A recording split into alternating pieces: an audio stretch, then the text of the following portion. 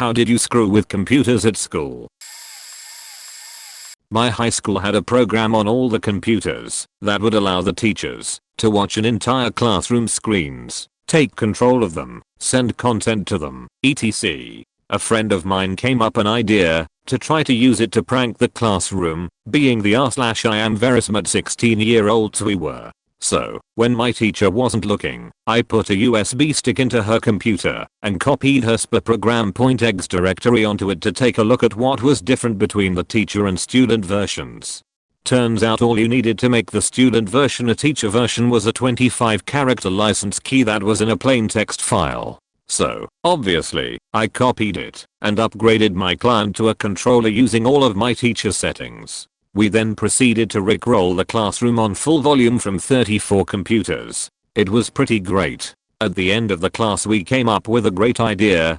What would happen if we took control of our teacher's computer and messed with her? So, we connected to her computer, but she had been watching our screen from her screen. So, for about 5 seconds we see a bottomless pit of our screen and her screen mirrors over and over and over. After about 5 seconds, our PC fans got super loud and then shut off. When we tried to turn it back on, it was a black screen with only a flashing underscore in the top left corner. That PC had to be re-imaged by district tech support. Still not sure what caused that.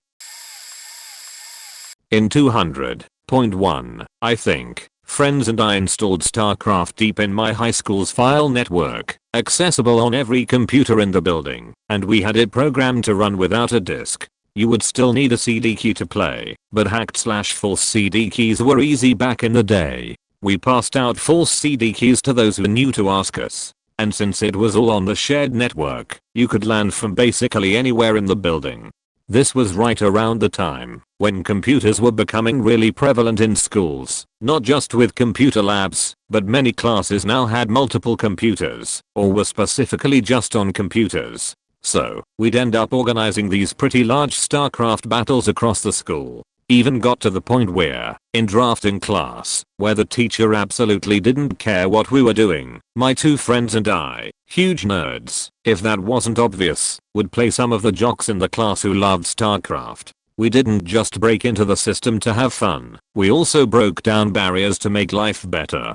Edit. We also doctored a local newspaper article to look like it was a story about how our principal, who was out on medical leave for back surgery after he fell off a roof, was on medical leave because a gerbil got stuck in his butt, and his wife lit a match to look down the insertion tube to try and see if she could see the gerbil, and the tunnel of methane ignited in a small explosion, giving his anal cavity third-degree burns. The gerbil survived, singed, and exhausted but otherwise okay. We then printed it off and passed it around the school. In hindsight, that was a pretty faked up thing to do.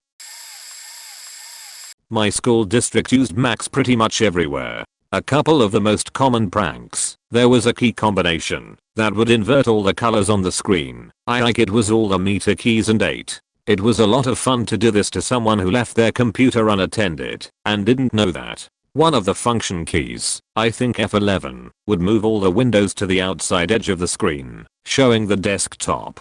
Pushing it again moved them back, but there was an animation associated with both of the movements. If you held shift while tapping F11, it would do the same thing, but with the animation slowed down. The thing is, it didn't matter if the animation had completed or not. The machine would queue up another action for each time you hit F11, but wouldn't cancel the animation in progress.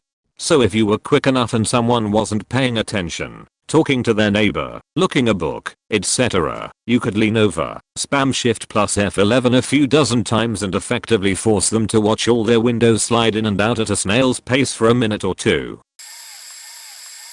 I managed to install Linux on almost 90% of all computers at the school all at once. There were several flaws in the network that is discovered over the years that let me essentially ruin, to the ed department at least, over 110 of their machines. Firstly, since these were mostly Macs, I was able to abuse their poorly configured guest account system to gain screen sharing access to any Mac that was currently logged in, regardless of the account that was currently in use. Second, the ed department set up some sort of program that would read a script file then update the Macs according to the file via single user mode. I think I modified one of the update scripts to point to a Linux image instead of an OS X update. I can't remember what I did, but I think there were specially modified images that will install a default system state silently, requiring no user input other than the parameters for the disk partition. When being run in the command line, that somehow worked. So essentially the next scheduled update completely faked the school by installing an OS that nobody knew how to use. It was glorious, and apparently it was cheaper to toss the Macs and buy new ones than to pay the ed department to actually reinstall OS X by hand. Whatever, I got a ton of free Macs that day. Unexpectedly good outcome. Ours was a two-man operation. At my high school, you couldn't really do anything serious software-wise without it being found and fixed within a period or two. A friend of mine was clever with coding. I was friendly with the ed guy. Friend wrote a VB script that ran at startup which would pick a random keyboard key, and when it was pressed a certain number of times it would trigger a shutdown with a 15-second timer. Whenever it happened, the ed guy would simply reimage the hard drive. However, after having me do a bit of recon, we discovered that unlike most other ed guys, instead of having the image on a CD, he would pull the hard drive, take it to his workshop, and do a disk-to-disk clone from a master computer using a ghost boot disk. After slightly modifying his script to make it open the CD tray after a random key was pressed a random number of times, we thought the shutdown might be pushing it. He tasked me with getting it onto the master PC. I found my opening during a lunchtime where ed guy asked me to help out. When he nipped off to the bathroom, I quickly pulled out my friend's floppy disk with the script and loaded it on the master PC. For about 3 months PCs all over the school were randomly opening their CD trays. It wasn't until my friend and I came clean to ed guy that it was found. Because we were brothers with ed guy by this time, he laughed about it and told the higher ups it was some kind of software conflict that he'd managed to find and fix. Sadly, I've lost contact with both they friend and the ed guy. Shame, cause they were really cool dudes. Back in my day, most of the computers at school ran Windows 98 and the labs were networked. I did lots of mundane stuff on desks where the monitors were back to back. A typical go-to was swapping cables. A VGA cable here, a mouse there, speakers, whatever. Removing or taping over the mouse ball. When people didn't know about DOS, rebooting to DOS mode. Editing shortcuts and icons so that a shortcut would look like it was forward, but would instead go to recorder, character mapper or some such. Once I changed the sound scheme on a teacher's computer so that every single action played the ding sound. Trying to access anything resulted in a long stream of ding, ding, ding ding, ding ding ding. Also, edited the default Windows startup sound file to one that was 5 minutes long. Abusing the Windows Messenger service was great. At random I would freak people out with pop-ups referencing them by name. I'm sorry Michelle, but I can't do that. Or scary messages like computer system overheat detected. Please shut down immediately, etc. Also, changing the sound scheme to place sounds when a message was received and then blasting the work group with messages. Imagine the cacophony of ding-s circulating all of the computers in the room. One that got me in trouble was playing with startup files. Setting computers to run scan disk at boot, running pointless and time-consuming commands in AutoExec point bat. In middle school, someone, probably me, wrote and compiled a basic program that endless looped flashing colors on the screen and stuck it in some AutoExec point bat files. Pretty much any student in the school knew how to circumvent AutoExec because that was what let us actually do stuff on the computer. It was normally set to just load RCT network login. At one point I had secured an admin account through entirely legitimate means. I knew the teacher that ran the network, and it definitely freaked out a substitute or two when I would log into my admin account instead of a generic student one in my high school programming class. One day we got bored and alphabetized the keyboards in class like all A's, all B's, etc. in my web design class. There was a decent amount of prankery, the usual screenshot the desktop kind of stuff, and some network shenanigans. Mostly we just came in every day, uninstalled the security software, and played Quake.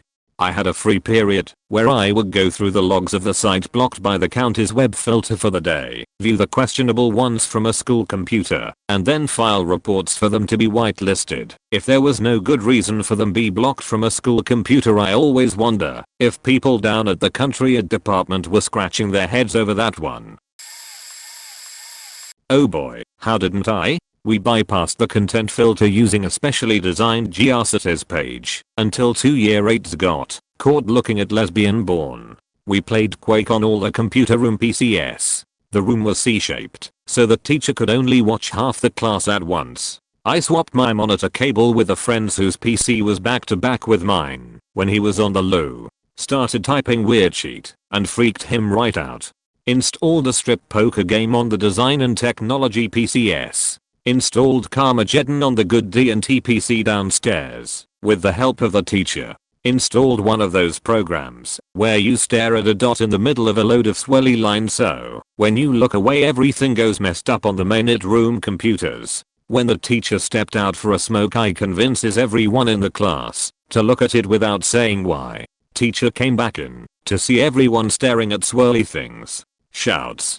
Pupils turn to look and start screaming as his face melts. Lol.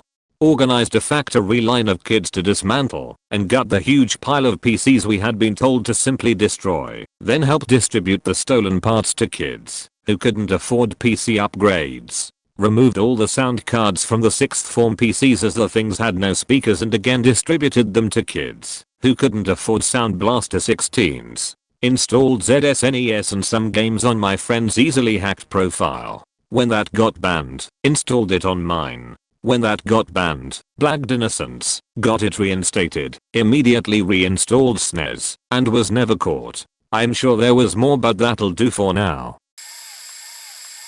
My computer class was split into 3 sections.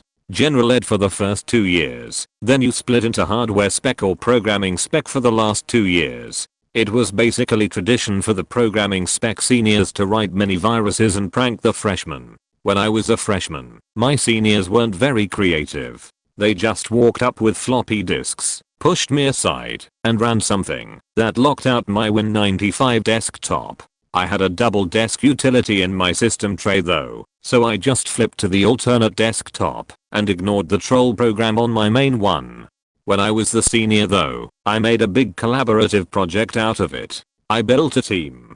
We wrote 3 different troll programs. The programming teacher was in on it too. Every day he'd take the whole class for an optional walk around the building after lunch. The day of our deployment he made the walk mandatory. So we are 6 seniors armed with 6 floppy disks, each bearing one of 3 possible programs. One trapped the mouse in an inescapable cage, but you could click things behind the cage through the gaps in the bars. You could also nudge the cage slowly around the screen. The exit button teleported randomly around the screen, but would never appear under the cage. The second trapped the mouse in a dark maze, where you could only see a small area around the cursor. Touching a wall returned you to the start. The exit button was at the end of the maze. The third appeared to do nothing. It took a picture of the whole screen and superimposed itself on top, so no matter where you clicked you were clicking on the troll program. And when you did, 2 giant Mickey Mouse gloves would appear, grab the desktop, and drag it off the top of the screen. You were left with a DOS prompt that asked you to guess a random number between 1 and 10. All 3 of these had secret quit buttons for when the teachers inevitably wanted their students to be able to work again. So we could just float around the room and tap a button on the keyboard while the freshmen were too busy watching us and not our hands. But the absolute best part was the guy who asked, "How did you get that program on my machine?" I turned my screen off before I left. For some reason Halo so was installed on every single point computer in my high school, so whenever we had to use the lab for any class that's all everyone would do. The most memorable time screwing with a computer at school though was definitely in my French class. We went to the lab to do some online work with a partner. However, our class was larger than the number of computers available, so the teacher set my partner and I up on the computer at the front of the room, the administrator computer. I'm sure most of you remember the fact that an admin computer could hijack the other computers in case a student was doing something inappropriate, oh the irony, and control their mouse and keyboard or shut it down. Realizing we had been given godlike powers, we immediately set to work abusing the fuck out of them. It was always just one person at a time, at first subtly jiggling their cursor or erasing a few letters in a document. It finally came to a head when we turned safe search off and forced a girl to watch one guy one jar and she completely lost it. Our teacher was completely oblivious that we were the culprits and sent a message to the principal that someone had infiltrated the school's network. Meanwhile my partner and I got off scot-free. I don't think that girl was ever the same after she saw a man insert a glass jar into his anus and shatter it with his sphincter. TLDR, sent naked black dude with lamp post for a dick to every printer in the school. Let me start off by saying that my high school had Wi-Fi, but was not intended to be used by the students, ergo 80% of the school had the password. The administration knew that most of the school had the password, but chose to turn a blind eye. They believed the 32 character password would be enough. Anyways, since the Wi-Fi was intended for staff use only, there were a lot of privileges that were left open, so teachers could use. One of them was printing from mobile devices to any printer connected to the school network. All you had to do is checklist the printer or printers you wanted, how many copies, and it would print in said printer or printers. Our French teacher, let's call him Mr. Booty, was really laid back and told us that if we had taken his French 1 and 2 class, he would pass us regardless of work done in his French 3 class. Half the class were seniors who were just there to get the free pass, including me. This led to the class being a free period where you can use cell phones and do anything as long as you weren't really loud. All the seniors in the class knew each other and were in a group chat.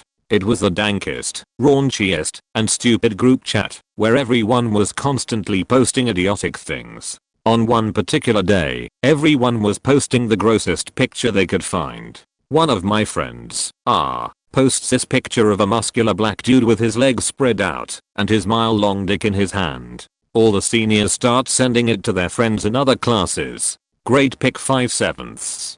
Now, the next part is a little foggy. I don't remember what led to me having the idea to print the picture to Mr. Booty's printer and the following idea to print it to all the printers in the school, but I remember me telling what I was about to do, the normal murmur of a talkative class, and then the sound of the printer working. I watched Mr. Booty pick up the picture and the look of disbelief on his face.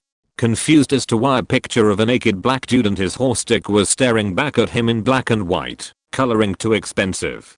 By now, all the seniors knew what I had done. They too were in disbelief because they thought that my plans were impossible. This made the following intercom announcement all the more hilarious. Teachers and faculty staff, please disregard and discard anything being printed in your classroom printer at the moment. We believe someone has accessed our network with malicious intentions. We have our computer technician trying to fix the problem as we speak. Immediately turn off my Wi-Fi and the classroom returns to its normal hum. The following weeks everyone was speaking about the picture of the black dude with a pool noodle dick. It was the subject of many texts between the students. Luckily, everyone in the class that day kept their mouth shut, or else I probably would have gotten suspended, or worse, sorry for horrible grammar. Net send message. That was fun, especially with custom named workstations. Then there was the software they had installed on all the lab PCs. Installed it on a laptop and locked it down. Had one raging clueless IT worker trying to find the rogue computer. He got real upset when he tried to take control and got the message user declined control. Discovered switches still had default credentials. Started switching off ports until the uplink port was switched off. Oops. Lab was down for more than a week while they failed to realize they could just switch the ports back on. They ended up replacing the whole switch. Changed all the languages on the printer displays to Portuguese. Made the printer beep as out of paper, then stop whenever anyone went over to it to figure out why it was beeping. Naturally it would start beeping again. When they walked away, discovered the ML quarantine system for all staff MLs was wide open, got in and took a look around, asked random staff which MLs they wanted released, bypassed the proxy until they replaced it with another proxy, then bypassed that one as well, got hauled out of class and yelled at by the head of it for breaking a server and causing it to crash. He was even less impressed when I told him the only reason the server crashed was that it wasn't up to date with patching and had nothing to do with me at all. Aforementioned lab computer monitoring software was dumb. Turned out anyone could hijack control of the entire lab if the control PC was forced to crash for long enough. Only way to regain control was to find and cut off the new controlling PC.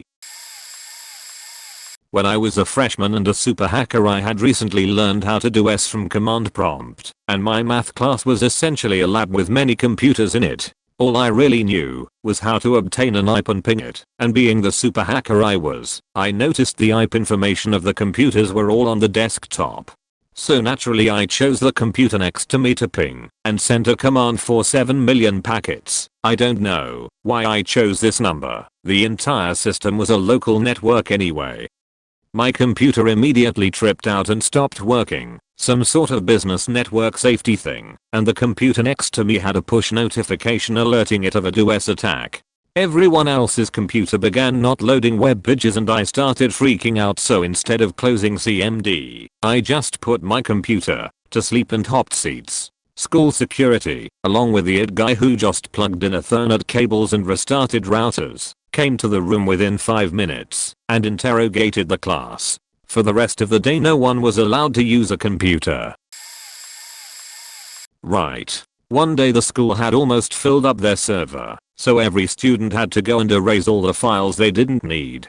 As they did it, we restored them all, leading to very confused students when quizzed by the teacher saying I did delete it, but it came back. We changed the autocorrect settings on Word, meant we could get words such as the to automatically change to bizarre and unhelpful phrases. I seem to remember taking great care to write a volume of these replacements. We ensured every computer had a copy of SuperTux, which was one of the most impacting things we ever did, as students now are still caught playing SuperTux rather than working. To my knowledge though, none of them have ever completed it, which I feel rather smug about. I did put a password on the BIOS once, which certainly the thing they had the most difficulty dealing with, but it was rather humorless and too easy to detect, so I didn't do it more than once. At secondary, the school computers were much better locked down, which made matters more difficult. Possibly the greatest exploit we ever orchestrated there was this: the command line was disabled, but we found out that turning the computer off at the wall as it was initializing would cause it to go into safe mode when it rebooted. In safe mode, the command line wasn't disabled, which meant we could start messing around with the network. We started by giving ourselves administrator rights, then we ended up creating several other funny accounts on the network. From here we could conceivably do anything, but never did end up doing much. We ended up writing some batch files that would enable a sort of haunted mode where windows would resize randomly, and every few hundred characters you wrote, a message would come out, like we know, or wake up. My school at admins thought they had good permission set up for roaming profiles, till I discovered that you could get access to any other student folder by right-clicking on the Start button and selecting Explore. It would take you to the Start menu located on the server. From there you had List, Read, and Write but no Modify, or Read and Execute privilege to the student directory. Once the info started flowing around the school, people started getting random new text document.txt on their student drives that they couldn't do anything with due to the file being owned by another student, not by you. After they patched that, another student discovered you could do the same thing, but with the open dialog box in the Net Visual Studio. Another prank my friend and I would do to each other was open IE6 repeatedly. Due to the proxy setting in IE6, it would open a dialog box which wouldn't close when you Alt plus F4.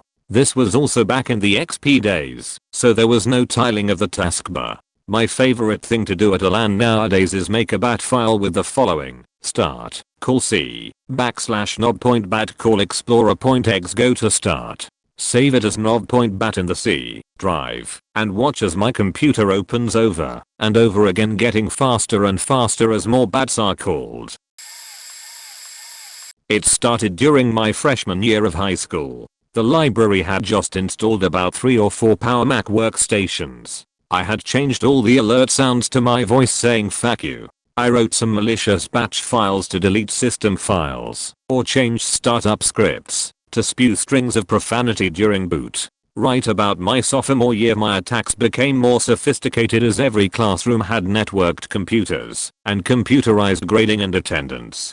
Only teachers and administrators had access. I had a really computer illiterate math teacher who had me log in a few times to change some things. That gave me unfiltered access via any terminal. I was often left alone in graphic design class. I would give myself credit for electives I never took. I would change my attendance records so I could ditch days at a time. Someone ratted me out for installing Doom on one of the computers, and they found that I had been messing around with their inventory and control systems at the district office, dial-in terminal, to order supplies and stuff. They never had any evidence, but when they grilled me I confessed. My parents eventually found out because they had a school board meeting to specifically talk about me and hiring a computer tech to secure everything. My cousin was a teacher and heard my name. Told my parents. They didn't care much. I was eventually asked to quietly move into independent studies, which made it even easier to game the system and graduate early. Took a screenshot of the desktop or desktops, then saved it as a desktop background imagine, and removed all of the icons. Well, removed the recycle bin, but the registry was locked off limits. Hid the taskbar, then left the computers, and went to sit elsewhere, and watched the chaos unfold. By the end of study hall we were laughing so hard that we couldn't breathe. A kid comes by, tries to use the computer, starts clicking at icons, but it doesn't do anything, so he starts smashing the buttons on the mouse with his finger, like, clicking hard as possible, not literally smashing. He gets up, frustrated, and leaves. Next kid comes over, much calmer than the first kid when sheet doesn't work. He goes and gets the librarian who comes to the computer and tries herself. After trying the icons a few times each, she goes over and gets another librarian. He tries another computer. Same thing. Now the 2 librarians are trying to click stuff on all the computers. There were 4, and they aren't working. So, they go and get a 3rd librarian. 3rd librarian comes over, looks, and walks out the door right away, while the other 2 librarians keep trying. 3rd librarian comes back with the school-lit lady. We can see them talking to her, and she tries for herself. Doesn't work, so she restarts each computer, logs back in, and tries the icons again. Still no dice. So instead of sitting and thinking about it, she restarts a 2nd time. Still nothing. At this point, study hall was over, so we had to leave. But when I walked by later, all of the computers were shut off and had out of order signs on them. Not quite sure how long it took them to figure it out, but I know it was at least the whole next day. We messed with stuff all the time. I got banned from the computers eventually every year from 7th 12th grades. Not that it really mattered, because kids were dumb and left themselves logged in, so I could just use someone else's username when they locked mine out. I did a netsend flood with some rather vulgar messages. Me, being 14 years old and a networking N00B, figured if I did netsend Mr. Jones smells like dick cheese, that it would only go to the network in the classroom, or to that hub/switch's computers. Needless to say, I was wrong on that part. Not 15 minutes later I'm being pulled into the office where the principal, vice principal, aides, and the school cop all have Mr. Jones smells like dick cheese messages sprawled across their screens. That's what got me kicked off freshman year. Otherwise, it was just stuff like putting a keylogger on the school-lit lady's computer and messing with her online, shit like that. Us being stupid teenagers and doing it purely for the lulz, didn't think to make ourselves more anonymous. When we did stuff online to people at the school, you could figure out that it was someone from the school by the message content or whatever. Not who specifically, just that it was someone from school, but we were the usual suspects, so it didn't really matter.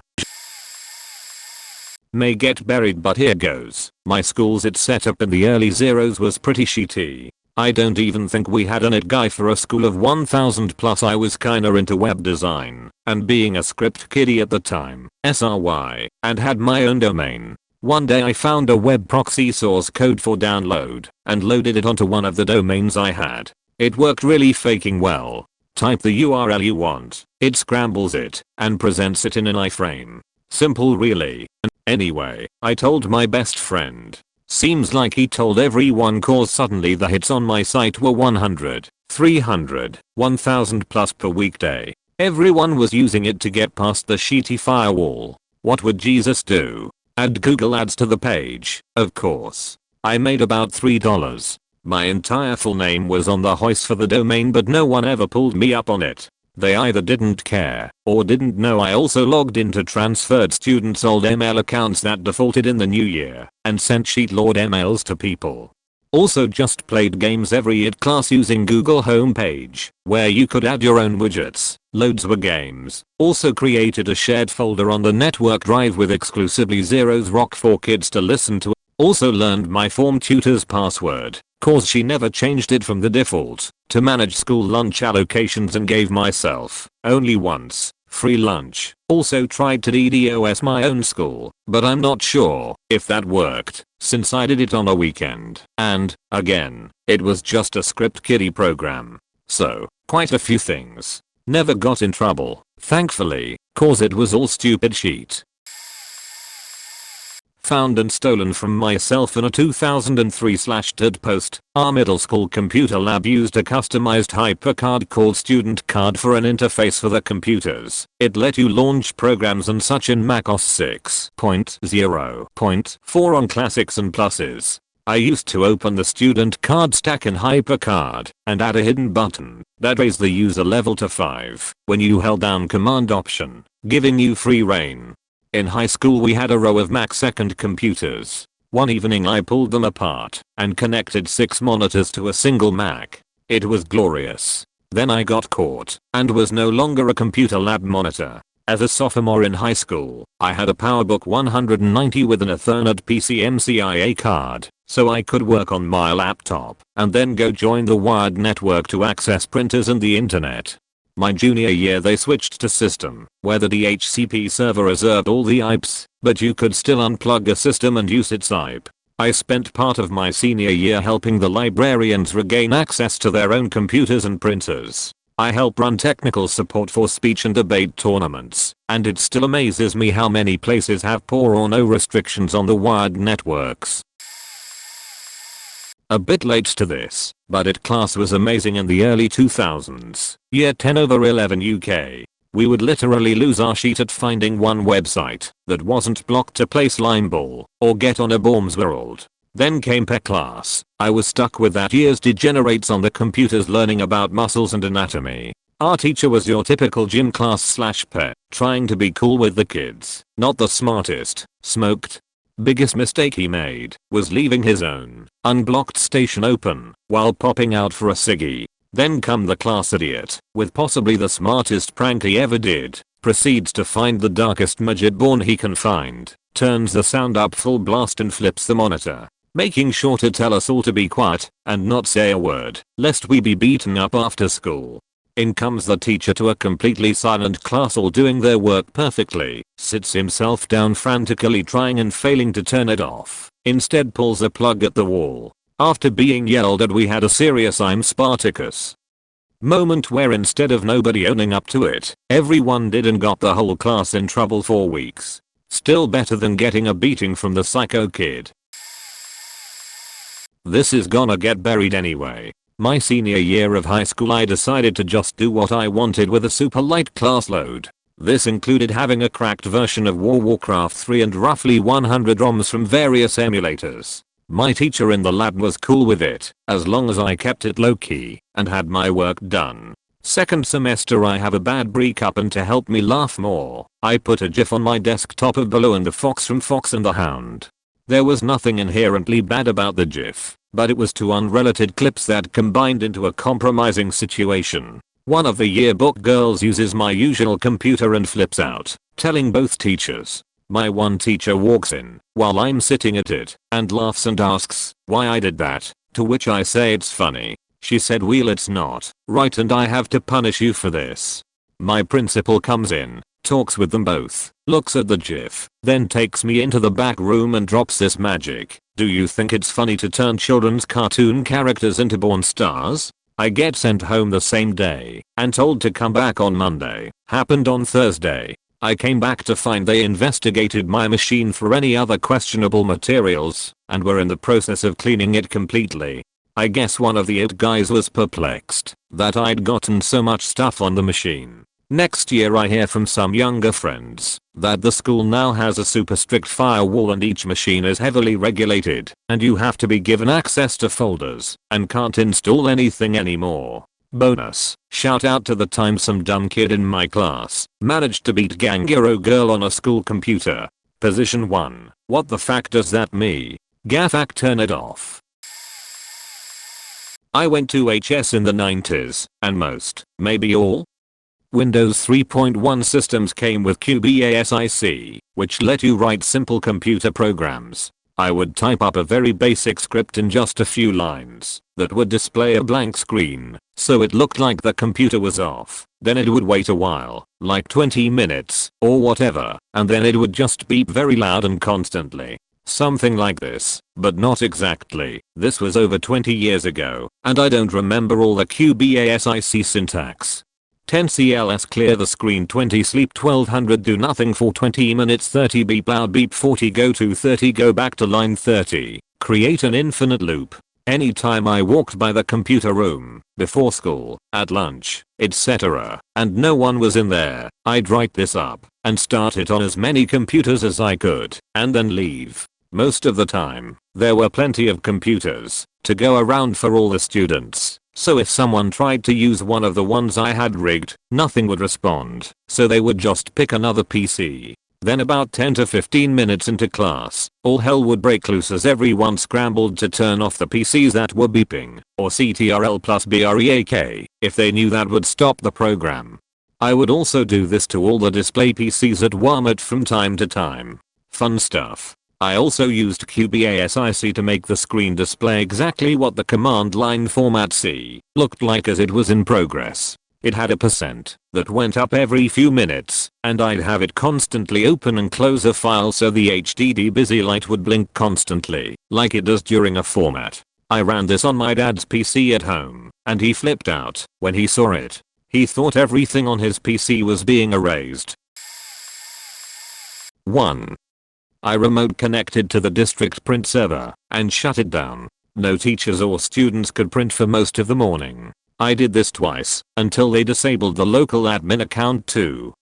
A few months before I shut down the server, I would connect my laptop to the school Ethernet, connect to the printer in the library, where many students use the computers to do work, and print thousands of blank pages.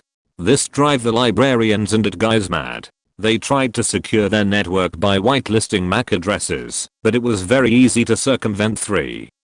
My school had quite a few RDP servers with sheety thin clients that were exceptionally fun to mess with. We would log into the local admin account, open the Microsoft Management Console, and log people off, and do other random shit.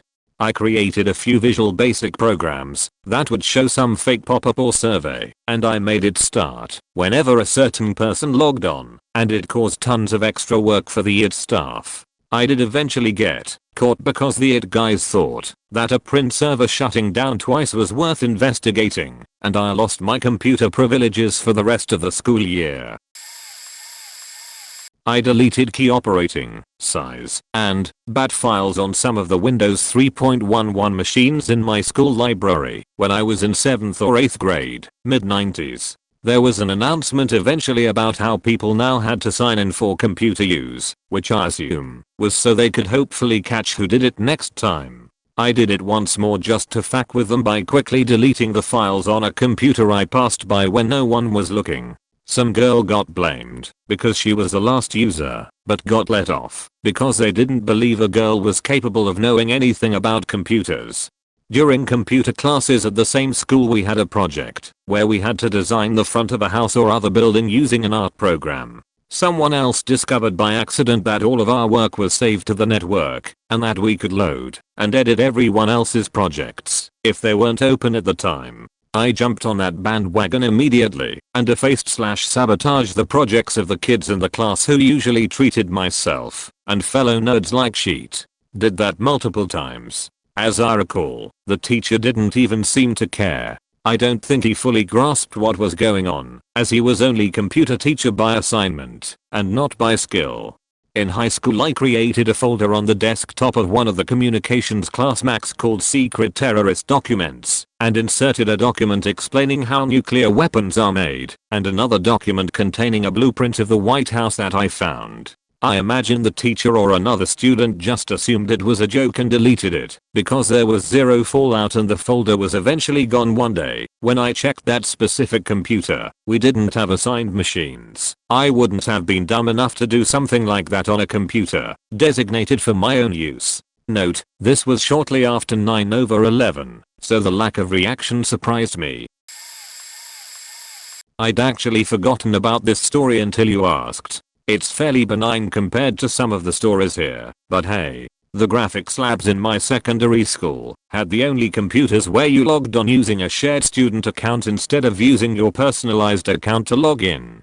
I'd recently learned that you could create batch files or something like it by typing code into Notepad and saving it with a bat file extension. Basically, really simple programs, and since I was really good at computing, I'd often have free time in those classes, so I'd be learning more about these while my classmates googled random shit.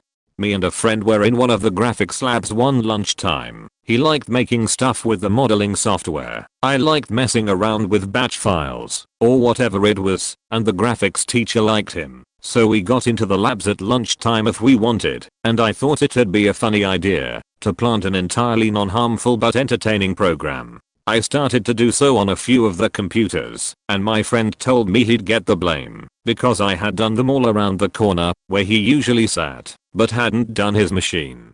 Fair point, even though nobody would suspect him. So I started putting the file in random computers around the lab. I was sorely tempted to do the teacher's one, but common sense prevailed. Since I didn't want actual trouble, I kept it completely benign. Just a fake folder titled class test answers which, when clicked, displayed haha, nope, nice try, tricked you good, and try studying next time, in consecutive text boxes for a couple of seconds each, before shutting the machine down.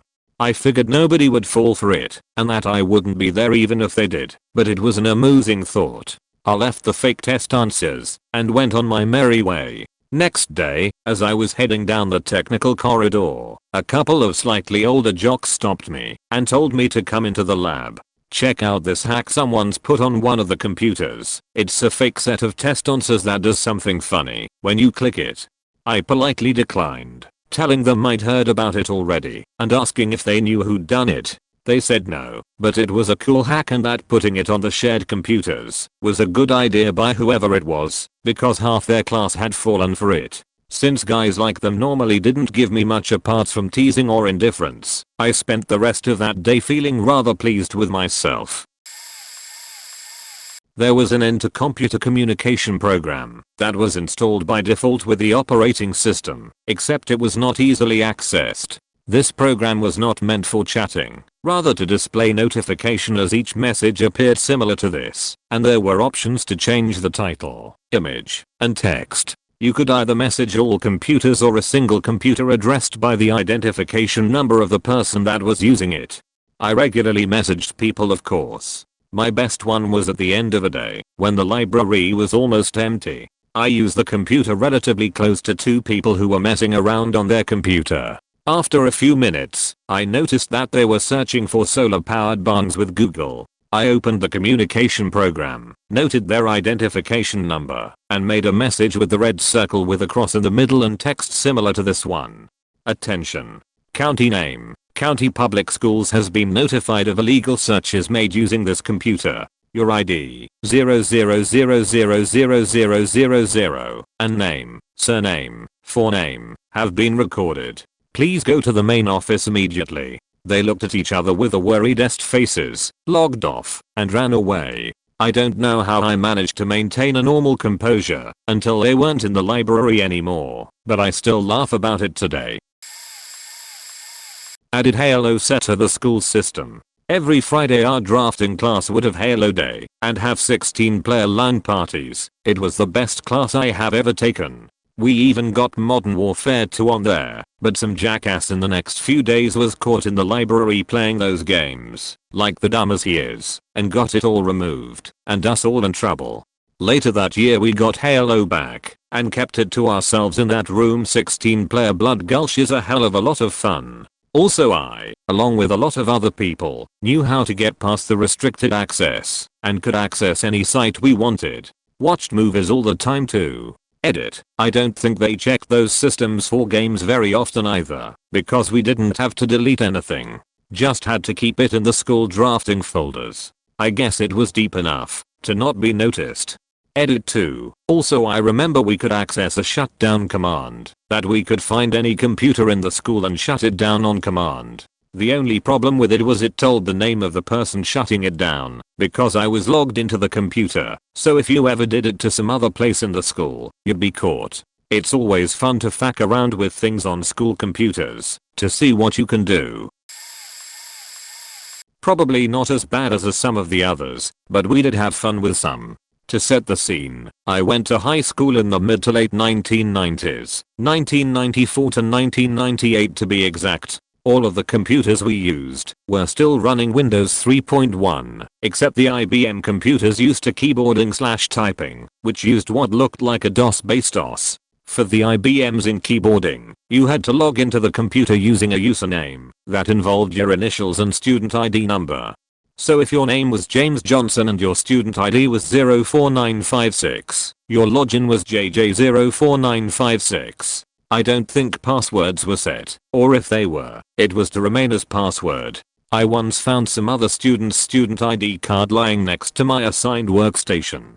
I decided to see if I could log into his account, and I could. Not only did I log in, but I discovered he had access to different programs than I did. One was a word processing program versus the typing program we were using. This word processing program was capable of accessing Word files, doc, so I had one on a diskette I was working on, I think some report for another class, and if we were given free time, I would log into his account and use that. The school's IT and teachers thought they were so clever at removing the games or other distracting programs like Paint from us students. But we found a way. In the word processing class and other high computer classes, you were required to take keyboarding before you could move on to word processing, spreadsheets, and other classes. We used Windows 3.1 and of course Manuscript Word, Excel, and PowerPoint. I don't recall if they were yet bundled as Office Suite yet. Anyways, we discovered a way to play solitaire without getting caught, for the most part. Insert object, find file. Sol point X, double click and an icon for solitaire would be inserted into your Word document. Double click and play. I think we also did Paint the same way as well.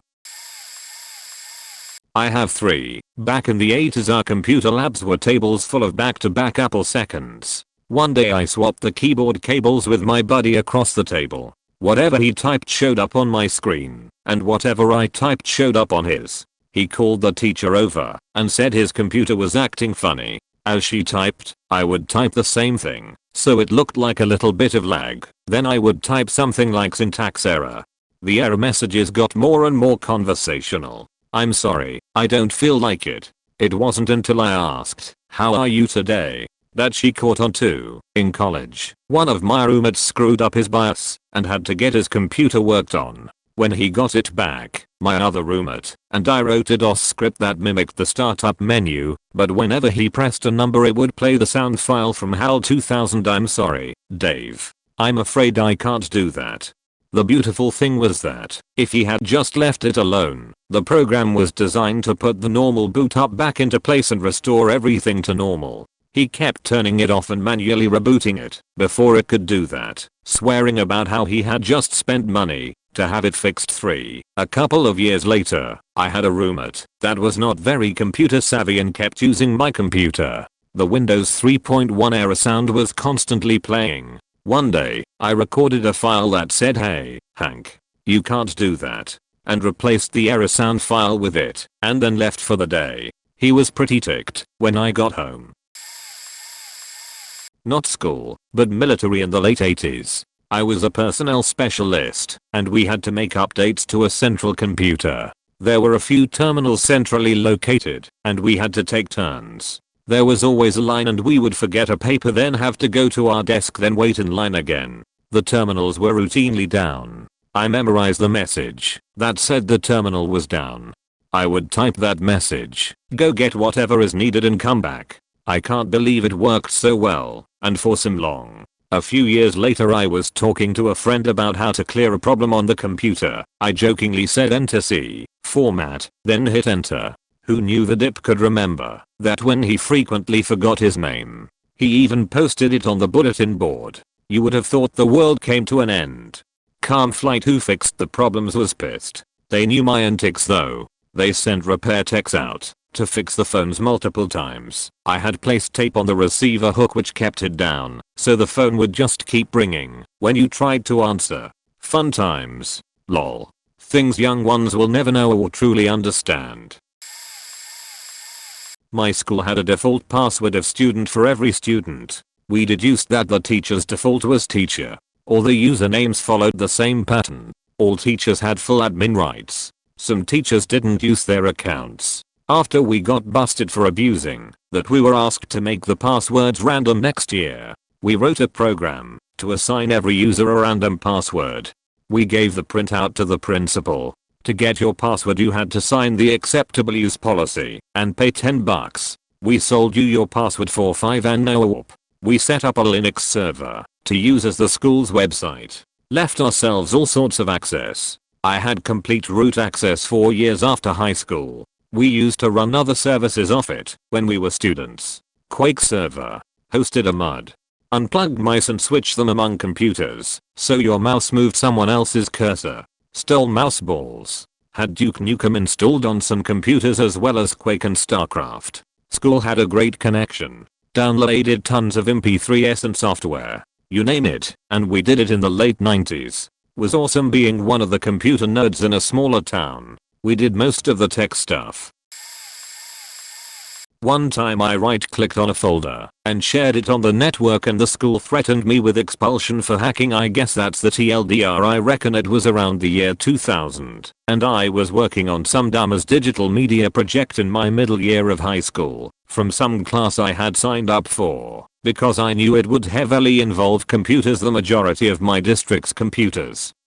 Ran some sort of Windows at the time. The strongest user account control limitations included denying rights access and minimizing user options by gutting context menus, right-click menus. I came in late one day and another classmate had sat at my usual computer. Rather than taking the forever it required to copy anything to a floppy disk ever, I asked for the time to log in and right-click on one folder to share it on the network. This network was a media lab and therefore didn't appear to have internet to my eye at this time. To me this sent the message that it was its own isolated part of the network. I did have to hack a tiny little bit more than simply right-clicking on the folder. I followed something approximating the following steps. Log in using my credentials as I always do. Open Jask Paint Shop Pro. I think. Some bad Adobe Mimic. Menu. File. Open, and the open file dialog box is where I finally right-clicked the folder and it revealed additional context menu options including the ability to share on the network. This was in February of some year. I opened my artworks on the other computer with ease over the network and kept working. Fast forward to after March break. At the end of morning announcements, I'm called by name down to the principal's office. Not a good sign. The vice principal dresses me down for hacking the school network. I'm basically stunned, speechless that sharing my own documents across the school network would constitute a hack. Had never crossed my mind. I'd forgotten even doing so until that point.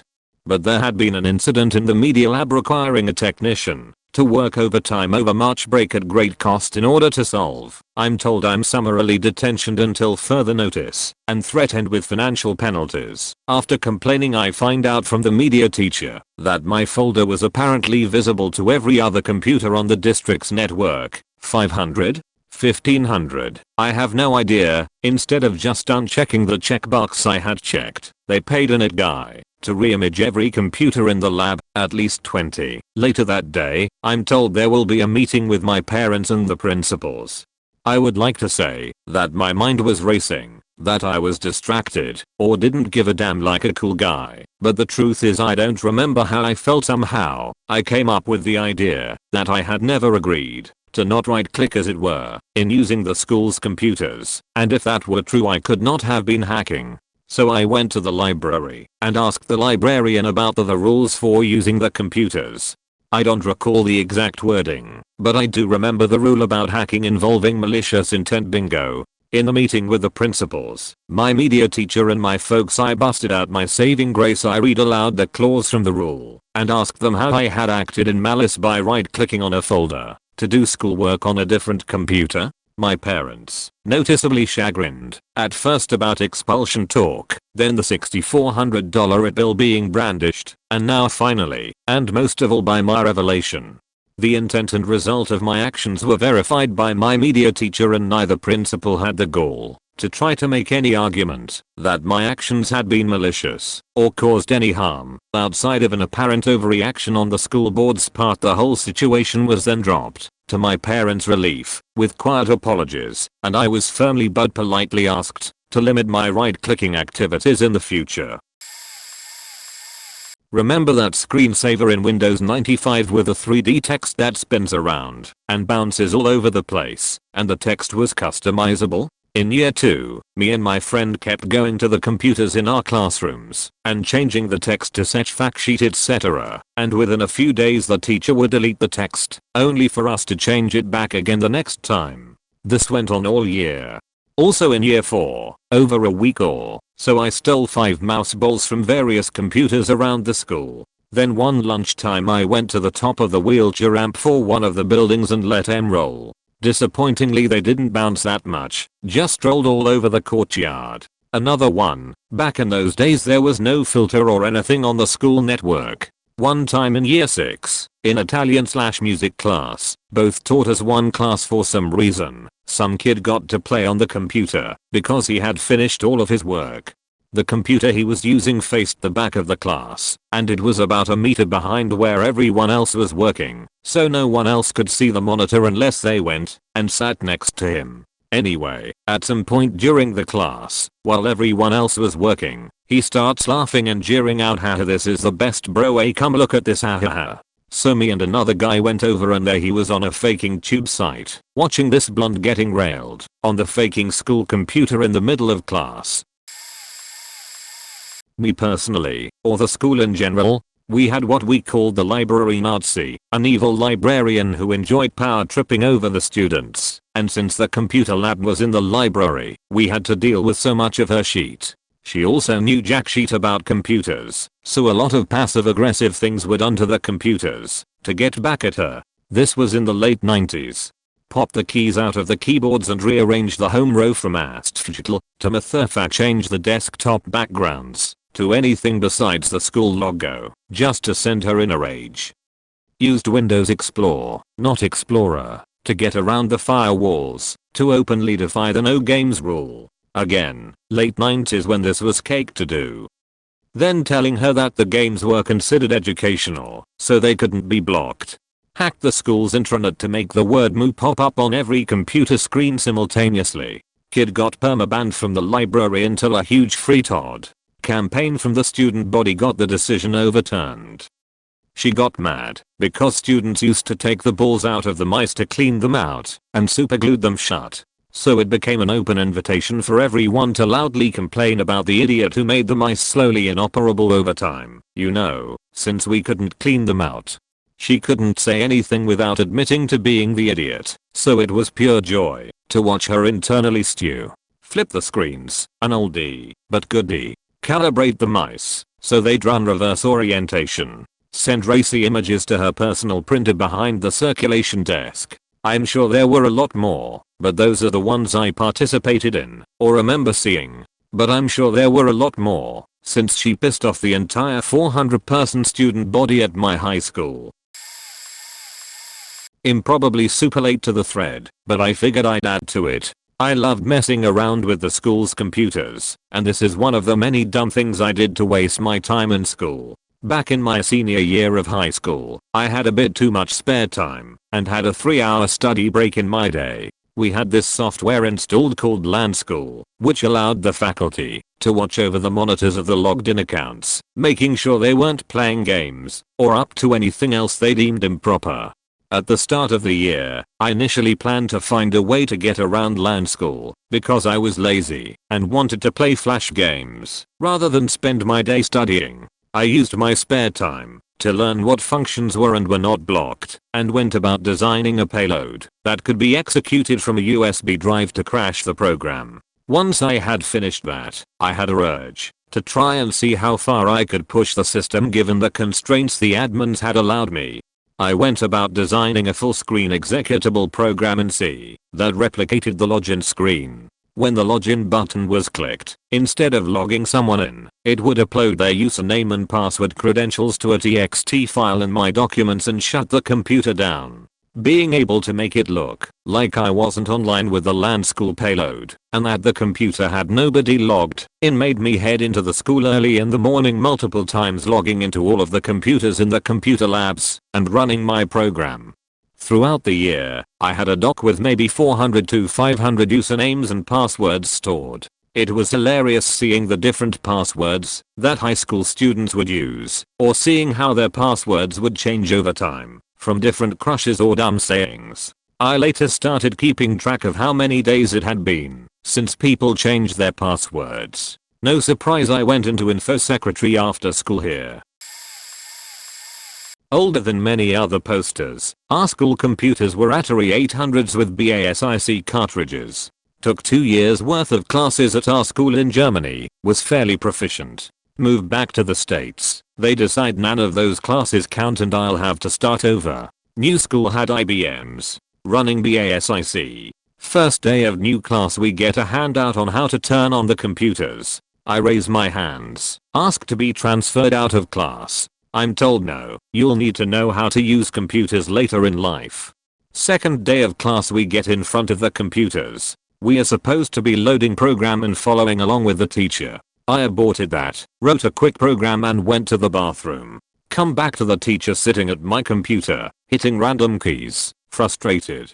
He looks at me and asks what I did. I looked at him and said, I'll show you, but I want transferred out. He agreed. I showed him only the Z key was still active. I'd written a small program to disable the rest of the keys and it continuously wrote across the screen, I don't need this class.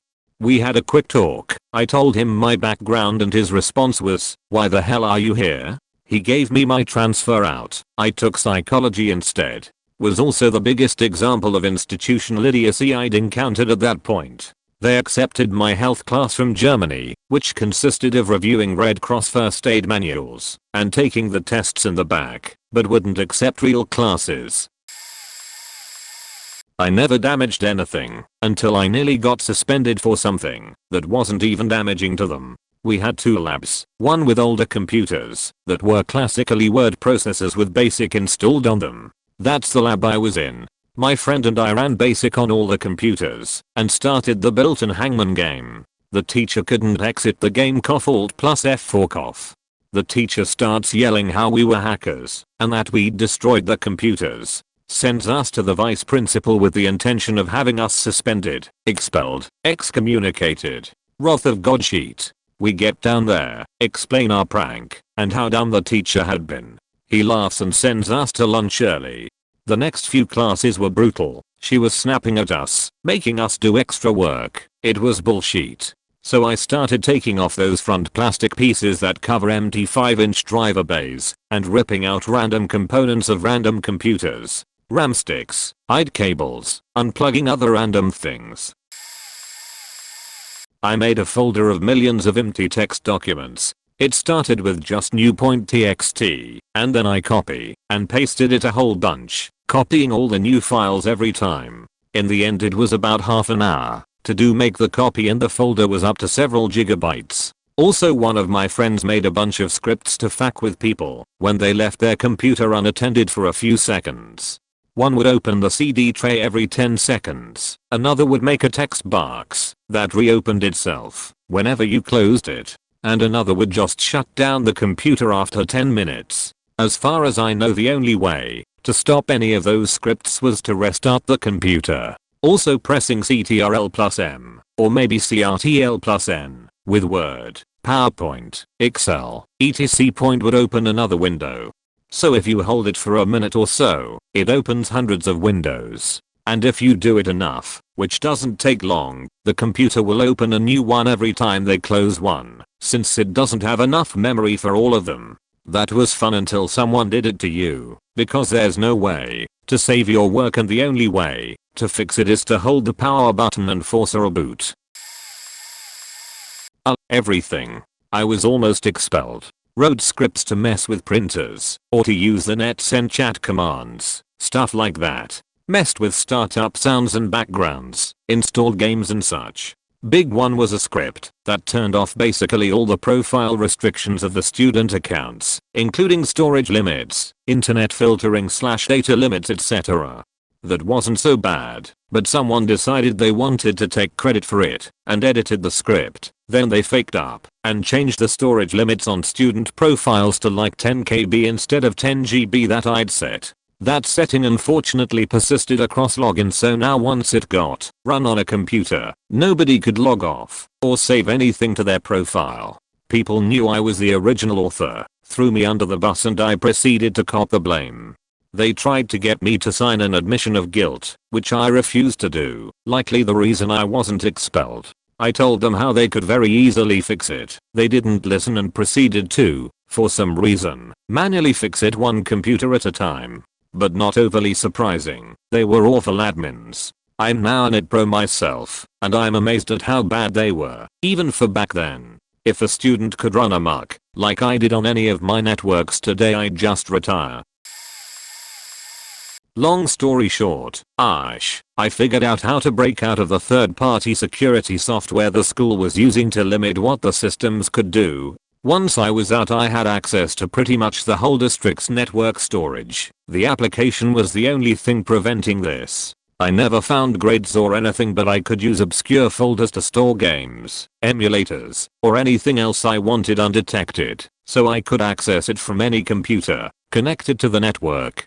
Eventually I figured out all the printers were networked and visible. Not just the school's printers, every printer in the school district. My friends and I sent goofy messages to the offices of other schools, remapped several classrooms to point at other classes in the same school, and mapped entire labs to one teacher's printer. That was a bit of an ass. Early on we weren't even sure it was working, until a student showed up in one of our classes with a stack of papers from the other end of school.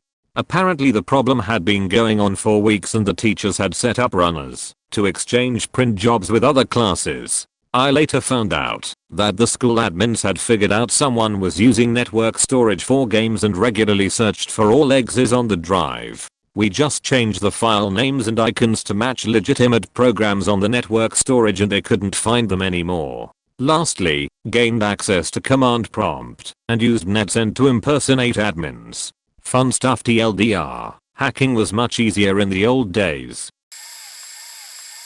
I fuck with the school's it guys a lot. There are a lot of strict rules on what you use on the internet, and basically everything is blocked except Google services. YouTube is blocked though, and Khan Academy. The it guys are in charge of enforcing rules, but it can't work with me. I know my sheet, probably better than them. To block all external applications, all they did was block applications by name. So if you change the name of something on a laptop, you can get on it. They also managed to block access to all VPNs, which I simply got around by changing the region the VPN was using.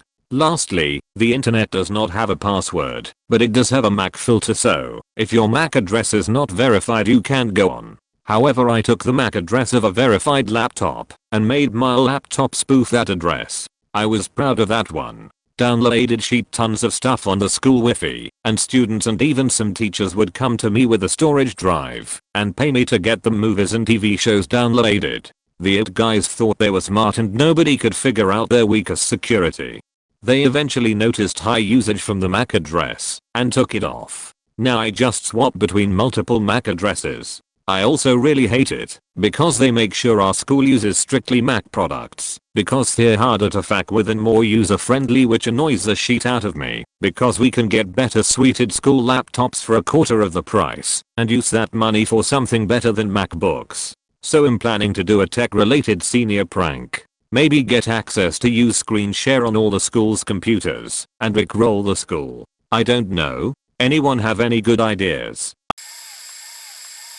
Back in the days of novels network, login screens were completely text. Back in the 90s, before we used Windows, we had DOS. In high school, I wrote a fake login screen that I would launch after I logged in or at startup, simulating that the computer was ready for login again. Once a user typed in their credentials, I stored the supplied credentials in a text file on the hard drive of the computer so I could pick it up later. Then it would boot the user out saying that it was an incorrect password and launch the legitimate login screen, allowing the user to actually log into the computer. Most users just assumed they typed their password wrong and didn't think twice. I collected a lot of credentials that way until a teacher who had just changed their password wasn't fooled. He did some digging and found my fake login screen in the AutoExec point bat. Unfortunately, it wasn't hard to track it to me as I was one of a very few, at the time, who had the skill to do that. I avoided suspension and managed to get away with a slap on the wrist because the network admin was so impressed with my ingenuity. Yay for high school in the 90s. I'd probably be handed to the FBI in this day and age. I was in Camp C, so we had years of screwing with other people. It was possible to take control of other people's PCs in some of the labs. The old picture desktop trick was used a bunch. I changed someone's word autocorrect to give his essays a speech impediment. I changed another to give him a nickname. Whenever he typed his name in full, he printed off a dozen resumes before noticing. After learning assembly, I wrote a comp program that bootstrapped itself into CMD and shifted characters when typed. I think I shifted them to sim extended a CI equivalent to try to be sneaky, i.e. E becomes but that might have just been wishful thinking. The funniest we did was after finding out a lab PCs could email someone from Linux.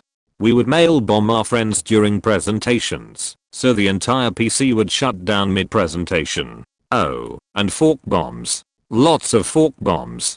The meanest I did was after I found out that our common use PCs had a shared desktop. I edited the IE link on the desktop to a command that would delete their student partition. We created a small batch file that at random 5-minute intervals opens and closes the disk drive. Then we put it in about 10 random computer lab startup files. We would change the minute intervals and computer spacing to just enough to be hugely annoying, but not enough to be bothered with. Eventually someone found out I would do this every so often to more computers, and I got a discipline record for computer tampering. All the kids had laptops, and we also gained access to our high school's light-speed block system. I got into the sysadmin and the net user profiles because I found the password and login for a testing account on the librarian's desk. The account had unlimited admin privileges for some reason on the local net and on our laptops. I would often find different student usernames that I personally knew in the net users list and change their password to something else. Sometimes I would do it if someone pissed me off, but mostly just to mess with friends for a second. I could also remotely shut down or commandeer their laptops. I was like a computer god, and my laptop was the only completely unlocked laptop in the school, so I could go to any site and install any programs. Nobody found out it was me, but eventually they changed the net sysadmin password for the user I was using. In hindsight, I should have created a new account and given it all permissions as well. I put netbus and WinCrash on the lab computers when I took C++ class and used them to copy the work from the top student in the class. The best part about these programs is they allowed you to control the mouse and keystrokes of the PC you're connected to. They are Trojan programs that were made for remote connections. We'd get daily assignments and tests, and I'd just mess around the whole period until I saw him stick his floppy into save and then get up to go get his program from the printer. While he was away, I'd just get control of his mouse, save his file to a network folder, open the file on my computer, change a few of the variable names, and put my name at the top. Bam, got an A in that class with zero programming effort required. Kinda regret it now, though, cause I don't remember dick about C++. The best part of the whole thing was the guy I copied from was truly a giant asshole and very irritable, volatile, and extremely dramatic. Every now and then, while he was at his computer, I'd use one of the Trojans to open his CD drive, or move the mouse around for a few seconds, or maybe create a silly error dialog pop-up. Every time I'd do this, he would get up in the middle of class and scream to the teacher about what was happening in a big fuss. There was one time where I moved his mouse around for like 20 seconds straight while opening and closing the CD drive repeatedly, and he started yelling at the teacher that it was happening again. A split second before she got over to his desk, I stopped it, and they both just sat there looking at the screen for like a minute straight with nothing happening. She was actually pretty fed up with him about it, and he was always begging her to believe him lol. Nobody ever found out or knew about it until now. In high school, I found out the library computers didn't have their BIOS password protected. It had an option to set it so that as soon as you booted up the computer, it wouldn't boot past the BIOS without a password. So naturally I had to set that on every single library computer. Our drafting class used these computers that would wipe everything on the C/drive after a reboot or log out to a default state. I'm not sure how it worked exactly, only that you would do something like save a file to the desktop, log out, and log back in to find it completely gone. We figured out early on though you could create a hidden partition though, and it wouldn't wipe that hidden so no one else would check for it. So we'd install StarCraft, Counter-Strike, etc. point on them, and just play those all day. The teacher was rarely, if ever, in the classroom, so we never got caught. In middle school, our middle school had quite a few computers. There was a table with maybe 10 to 12, 3 max off on their own, and just one computer like in the middle of the library. That summer I had learned how to make stupid but malicious batch files. I was like 11 years old and thought they were hilarious because I was malicious. Anyway, when I saw that computer off on its lonesome, I knew I had to make my mark. So I made some batch file that would edit a bunch of registry keys, force a reboot, and essentially make the computer inoperable. I saved the bat something like fun game and left it there. Next day, sure enough, it's not booting, someone broke it. It stayed that way the entire time I was in middle school because apparently no one knew how to do a system restore. I pirated the game Doom and installed it on my graphic design computer. I was going to be suspended for a week, but I argued that it would instead be more effective if I went around and gave a short talk to all of the computer classes, warning them about the consequences of downloading games and music on school computers. This was in 2003. I don't know how it is now, but downloading on school computers was apparently a huge deal at the time, and not just because the game itself was associated with the Columbine shooters. They were huge fans of the game, which the media tried to blame, among other things, for the boys' violent behavior. I made a huge sign that read, "Don't download games. You will be caught. I promise," and hung it around my neck. I spent a day touring the school and lecturing everyone. Eventually the dean got wind of what I was doing and came to talk to me. I explained what I had done, how I was going to be suspended, and how I had suggested this punishment as an alternative. He stared at me for a moment, then said, "You're lucky I'm not the one who heard about this first. That having been said, I'm thoroughly impressed with you, and I would seriously urge you to pursue a career in education. I think you are a genius." I didn't become a teacher. Well, I guess I better out myself as one of the older people commenting here. I didn't do my first hacking on desktop computers, and I wasn't in school. I was 18, and in the US Air Force, assigned to NORAD. In the NORAD Battle Staff Command Room there were a bunch of terminals. When activated, the terminals in the room are live and connected to a mainframe and do all the stuff you'd expect a terminal to do. But when the system was offline, they were just, well, terminals. But I figured out that even disconnected from the mainframe, the terminals had rudimentary programmability via the function keys. You could assign keystrokes to function keys, and that could include other function keys. So I created this elaborate ruse and asked my friend, who was an officer, to take a look. Just type your name right there and hit enter. So he does. Dumbass. Then the thing starts making loud beeping noises and presents. You have accessed the NORAD Battle Staff mainframe control program. Top secret information to download in 15, 14, 13, 12. Mike goes into a complete panic. I gotta get my faking name off this thing. It reaches 0 and prints haha. Got you, he about shit his pants and threatened to have me court-martialed. He didn't, of course, but we still laugh about this today. But I really could have gotten court-martialed over that. This actually happened last year in a literacy arts class. Me and my buddy were doing a book project together, and since we didn't care about our grade too much, we fooled around most of the time. Well, me and him started to have the good idea of going on Google and downloading a bunch of donkey photos onto the computers. This quickly translates us into copying hundreds of them onto the computers. We started off slow, and one day my buddy decided to copy about 10,000 photos onto the desktop at once. It stops working the rest of the class and it won't turn off, and all you can see are thousands of donkey images. He quickly unplugged the computer and switched desks. When we came back, he deleted everything and all the evidence was gone. Another story I have is when we were also on the computer lab that day, I found a pair of Apple earbuds laying around and decided to rip them in half and throw them in some random hole in the ground. We started breaking a bunch of pencils and stuff and threw them in the hole. I honestly wouldn't be surprised if it led to the classroom under us, considering how deep it was. Full Metal Jacket Windows theme on my lab PC. When Windows themes were a thing. When you shut down, good old me would yell soldering coat and profanity laced. Was never an issue or noticed until I screwed up the order of operations. Shut down PC first, then unplug headphones. It was as class ended and all was quiet, so it was quite the head turner. Thankfully the teacher was cool.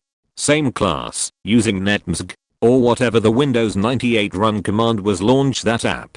A few of us were faking around with it when an aide from the library showed up. It was in library and let the teacher know what's up. Apparently they ran the command too and monitored it. Lord knows why. Breaking the school filter. So school used a local ISP. Local ISP set up a server the schools would specifically slash directly, so all internet traffic could be content blocked server side.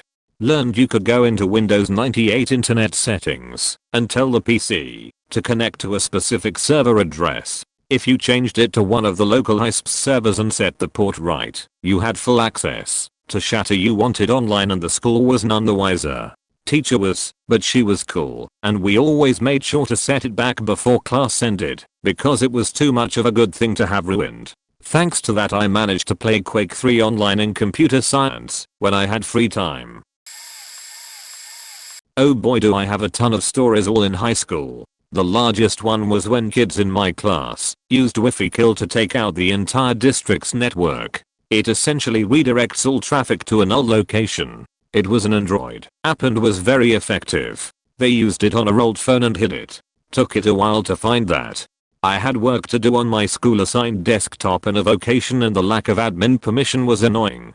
So I removed the admin password on their district account and installed what I needed. Came in the next day to find the desktop taken by it and never returned. There was a spare to the right of me, so I just shifted on over. I once took a school wireless app and plugged it into an open Ethernet port and broadcasted Wi-Fi for all students in the wing to use. I hid it in a cube of books right in front of everyone and no one ever knew. We used to store games locally on the school's network, but got found out, so I set up a website where we all could download games such as Quake, StarCraft etc. We would all download them and set up a private server for the whole class to play. I can keep going, but these are some of the best. My class designed a prank, but we never could find it in us to delete it, so it's sitting in a folder with 20 subfolders separating it from human contact. We disguised it as a Chrome, and it was meant to be put in the program files. At that point, we'd pin it to the victim's taskbar and wait point when activated. It began innocently enough. It would deactivate the power button, then bring up a message box saying, Ike, I'm sorry, your day is ruined. About 10 seconds after that, the real fun began. It locked the mouse to the bottom right corner of the screen, changed the keyboard layout to Dvorak, and became a startup program. It then opened every file within its residing folder and subfolders, including itself. It then began the process of opening the files all over again. It started applications exponentially quicker, and the only way to deactivate it was to unplug the computer. It wasn't too brilliant, but our teacher let us mess with computers when somebody left his unlocked and unattended. He banned the use of .bat and VBS files when we put our baby on his computer. Oh, so many things. Hacked foolproof on Classroom Win95 machines to install and play worms. Once hacked a teacher's machine for him because foolproof locked him out of his own Marks software. Enabled Apple Share server on a couple computers in the lab. Gave them names like different high school main data. Computer teacher spent a couple hours trying to figure out how the hell we were seeing other schools' servers. Swap G and H keys on computer teacher's keyboard. He was wicked smart good programmer, but never learned touch typing. Couldn't log into his computer because password field obfuscates letters. Dinosaur of an English teacher had a couple Mac classics in her room. We were occasionally allowed to play games on them if we'd finished our work. I single-click renamed the hard drive to trash. She gave me detention and told me I would grow up to be a good-for-nothing hacker. Gained unrestricted access to command line on lockdown NT 4.0 lab machines by renaming a copy of command.com. Wrote songs for the OS X machines to sing, similar to https://yauta.b/rpmjaukono t equals 13. Friend once sent 500 pages of white text on black background reading feed me to one of the printers was the only person to sign up for 20 level 11th grade programming. Teacher didn't bother coming, just gave me the stack of assignments and let me in the computer lab. I spent most of those classes playing Evnova. My school used to have an elective called yearbook class. It was exactly what the name implies. Due to small classes and laid-back nature, the teacher would often let other people into the computer lab to do unrelated work. Kicked me out for playing games when I was there during a spare, so in retaliation, I came back later. Found the one area of the computer that wasn't locked down. They'd actually done a decent job by then, which was the language settings and files. I set the language to Cantonese or something, then did select all delete, so it couldn't be changed back. Friend had his yearbook quote rejected, so he social engineered his way into the yearbook files after they were approved, but before printing, and added it back in. Quote was, "May your underwear become carnivorous." Bonus that was at home, not school. Parents had a pretty strict time allowed on the computer policy. To ensure they knew when we were on it, it had a login and screensaver password. Dad had installed some awful screensaver of macaroni pieces falling, then jumping up and doing the Macarena. I found that you could alt-tab to the desktop from that one. Long story but bear with me. Back in 6th grade we were issued these sheety netbooks. Typical low-tier sub $150 laptops that couldn't run Minesweeper as part of our school's technology package. In 8th grade we were expected to still use them and whatnot, and I did. We couldn't use personal laptops till next year. However, at the beginning of my 2nd semester I decided to mess around with the netbooks.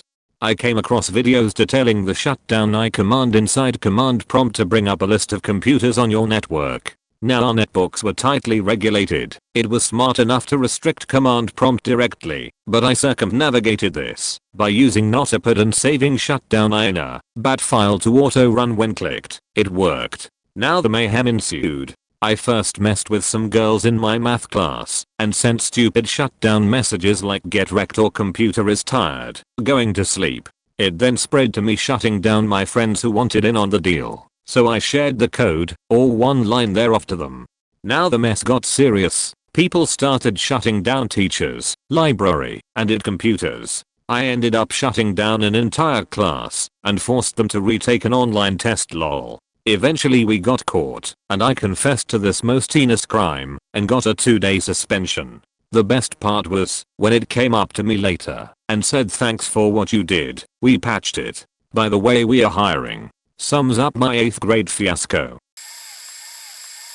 Using Game Maker Studio 8, we had to make a simple platformer game like Mario Brothers. The build I gave all my friends worked like any other game. You lose all your lives, you get game over. Well, the build I gave my teacher was a bit different. When you die it restarts the computer. Our school had a main intranet that we could post in forums and such. The URLs were like as follows: http www.schoolname.edu.au/node=1.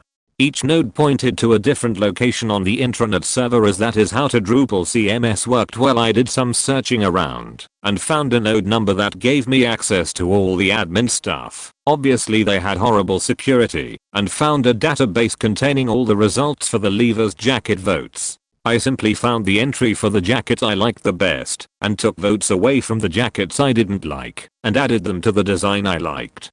3. During the login process that would apply all group policy settings to my user, you could pull the Ethernet lead out at just the right point, so some settings wouldn't be applied. We could finally do cool things like change our wallpapers and system noises. I pranked a friend by setting all their system noises to screams. Good times. Good old XP. I got up to all kinds of antics at school, good, and sometimes, bad times. Back in high school there was a security program that gave students limited access to all programs on the computer. Turns out that the way around this was to open the task manager and stop all of the programs that started with the letter S, so once you did that you had access to all of the programs, including a chat functionality that you could type on any 6-digit student ID and an instant messaging chat window would open. This was back in the days when AIM was the sheet, so it was cool to talk to friends in different classes. Then I showed one friend during a computer lab the chat and he picked a random student ID number and typed out "fuck your vagina" and sent it. This random kid happened to be in the library and showed the librarian. This then got to the principal and we were both called down to his office.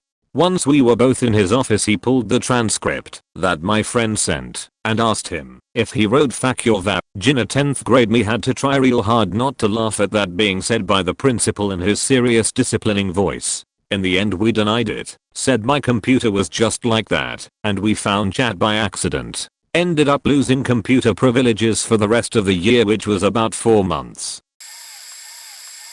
Well, at my middle and high school, we got school district limited HP elite books, pretty good for sheetbag teenagers. But my friend and I didn't particularly care for the restrictions, so we took advantage of 2 different exploitations to get around that, one for middle school, one for high school. End result being local admin accounts. I don't exactly remember what we did in middle school, but it had something to do with finagling user permissions, if I remember correctly.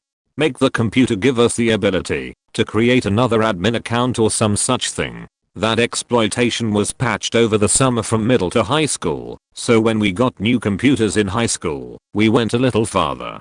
By force quitting the laptop, yanking the battery, Win 7 would ask to boot in safe mode. Of course we want to be safe, LMAO, so why not? If you then fail safe mode startup, it asks to run repair diagnostic. Yes, there's totally something wrong with this computer, LMAO again, so go right ahead Windows, do your thing. After Windows fails to find anything wrong, shocking, it asks if you want to find something yourself. Why, yes, thank you. Quick side note, accessibility options are always enabled on the login screen, so people with disabilities can log in correctly. Back to diagnosing the problem by duplicating command prompt and telling the sticky keys config file that's where the dialog box is. You turn the irritating sticky keys dialog box into the much more useful command prompt. How convenient. Accept your debugging, reboot your PC, get to the login screen, slap yourself some shift key to trigger sticky keys, and boom. Command prompt on the login screen. From there, well, just a little something known as NetUser. UN, admin PW, factadmin 123, because edu teenager, and boom. I downloaded Steam, Skype, OBS, and some games for myself. I don't think it ever found out, or cared. We had the slight modicum of intelligence to not do anything NetSec related, cause the district was pretty stingy about what you accessed. Oh, and at our college here we installed Halo 1 onto the shared student folder. Accessible by 10k people.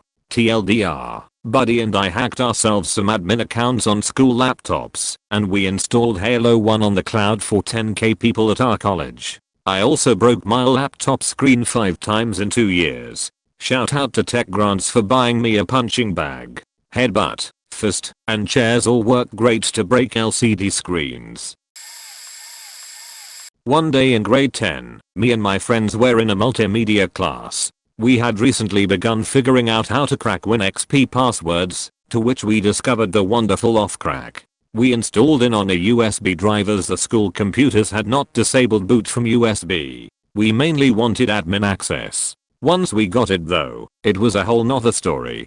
Our instructor/teacher had a program installed. It was standard across the entire school that allowed remote screen monitoring as well as remote access, the latter of which we found out could be done in the background. Fast forward a couple days after we managed to install our admin package for said application, and I hatched a brilliant idea. The ultimate Rickroll. I used the tool to upload a copy of the Rickast, leave it to every computer the program had access to in the background, and then linked it to a fake Internet Explorer icon that was in the program's folder, so I could run a command to instantly open it from the command prompt, followed by a command to isolate any keyboard and mouse clicks from the infected host computers. Come 10:30 AM on Friday that day, I executed the script and rickrolled almost every student who was on a computer as well as half the teachers in the entire school. Suffice to say, it was fucking glorious. So, I didn't do this on purpose, sorta. I didn't even really screw with anything really, just a dumb mistake, because I wasn't paying attention. I went to a technical high school here in the US. It's like a regular high school, but only every other week. The odd week there is spent entirely in shop class, where we learn a trade mostly of our choosing. To simplify it, week A was academics, math, science, history, etc. Week B was shop. I always had an interest in PCs since I was little, so I naturally gravitated towards information technology. Naturally, you could assume my interest in computers would mean I'm likely a video game enthusiast, PCMR at that. This must have been my sophomore year in high school. We hadn't yet began learning the details of networking, and here lies my mistake. Really bored one day, I hop on one of the PCs in shop and decide to see if one of these potatoes can run Guild Wars 1. I start the download, skip through the installation screens as we all used to do, and let it do its thing without attracting attention. Whole school network grinds to a standstill, while all bandwidth tries to essentially push a golf ball through a garden hose into the PC I thought I chose as the destination, but no. I installed it either to the network drive, or it went to every computer my school account had access to or something. Every single school computer now had Guild Wars installed on it. It was there until after graduation. Nobody knew. Also, I like to print screen people's desktops, set as wallpaper, and then hide their icons. Old school pranking days. One day, our computer programming teacher let my best friend and I hang in his class/computer lab over his lunch break so we could finish a particularly geeky project we were working on. Just make sure the door locks and closes when you leave, he said. No problem. We finished up after a while and were prepping to leave. That's when inspiration hit me. It was the mid-80s, and we had a room full of Apple IE computers. Back in the day, they still had the holdover from teletype days, that CTRLG would ring an electronic bell and the machine would beep. And our teacher had another class after his lunch period. So, we calculated out how long a 45-minute for/next loop would be, and then typed something like the following simple program into all 15 apples. 1040 equals 1 to 2,700,000 next. 20 print, go to 20. Run. And then hit return on each keyboard in sequence, shut off each monitor, turned off the lights, and locked up the room. Needless to say, we were met with withering looks of derision from our teacher the next day. Hearing about his reaction from other students was hilarious as they recounted the room filling with progressively more and more incessant beeping until he was able to shut down all the machines. Back when computers were 100% fun. Grade 6. I don't remember much about the computers, only it had a DOS text menu to select programs from. Not much was available, a word editor, some boring educational programs, and a few educational games. Cross-country Canada, etc. The lab was usable by any student during free time. Teachers even used lab time as a reward. Though the games were educational, they were games, so most of the time, that was the only thing that ran on them. One time a few of us cashed in our reward points for lab time. When we got there we found a very small option menu. Every last game was removed. I approached the teacher in the lab and asked what was going on. They informed me everything was removed on request of the principal while the school board tech was doing work. I spent the rest of my time seeing if there was a way to access the old menu and ran into the admin login prompt. After trying a few passwords I got in. Stupid simple password, aka school's name and number. I quickly logged out and left it for a few days. The next time I was in the lab I re-entered the admin menus and discovered not only was the old games there, but several new ones. I added them all to the student menu. Students discovered the games later. Lab teachers figured another teacher enabled them. I told no one I did it out of fear of getting caught. My changes stayed for the rest of the year, and maybe longer as the school only went to grade 6, so I was in a different on the following year. TLDR school disabled/hid games. I re-enabled the ones removed and all the others I found on the system. Stayed enabled for the rest of the year. When I was in elementary school, if we went to school early we could play games in the computer lab, read, corner of the library, before school started. One morning I asked if I could make a copy of Word Munchers to play at home, but the librarian told me that wasn't allowed due to big bad legal reasons. I knew the school had a special floppy that would let you copy all of the MECC Apple software. I learned where then kept it, and a short time later the opportunity presented itself. One morning the person who was supposed to be watching us stepped out of the office. I crawled in there on my hands and knees like it was Mission Impossible, snatched the copy floppy, crawled back out, and made copies for myself of every MECC game I could in the time I had available. Number Munchers, Word Munchers, freaking Oregon Trail. It was probably just called Oregon at the time. At one point the teacher came back, and I was certain she would see that the disc was missing and figure out what I was up to. I was just a child and had no idea she was probably downing black coffee and trying to prepare herself to survive another day in hell. But no. Even when she walked past she had no clue I was madly copying floppies on those double floppy drives. I finished shortly before the bell rang. When she stepped out of the office again I crawled back in there to return the copy disk to where it belonged. After I'd put it back another teacher came in to find me crawling on the floor. I froze, certain I had finally been busted, and braced myself for the questions that would follow. She told me to quit playing around on the floor and get to my classroom. In grade 8 a friend watched a teacher type in their login and password. We in turn logged in and messed with stuff we didn't really understand. They eventually changed the password. It was originally password. Fac in high school we were locked into a type of DOS walled garden. We had to log in through an IBM menu and then were only able to access the programs the teachers added to our login.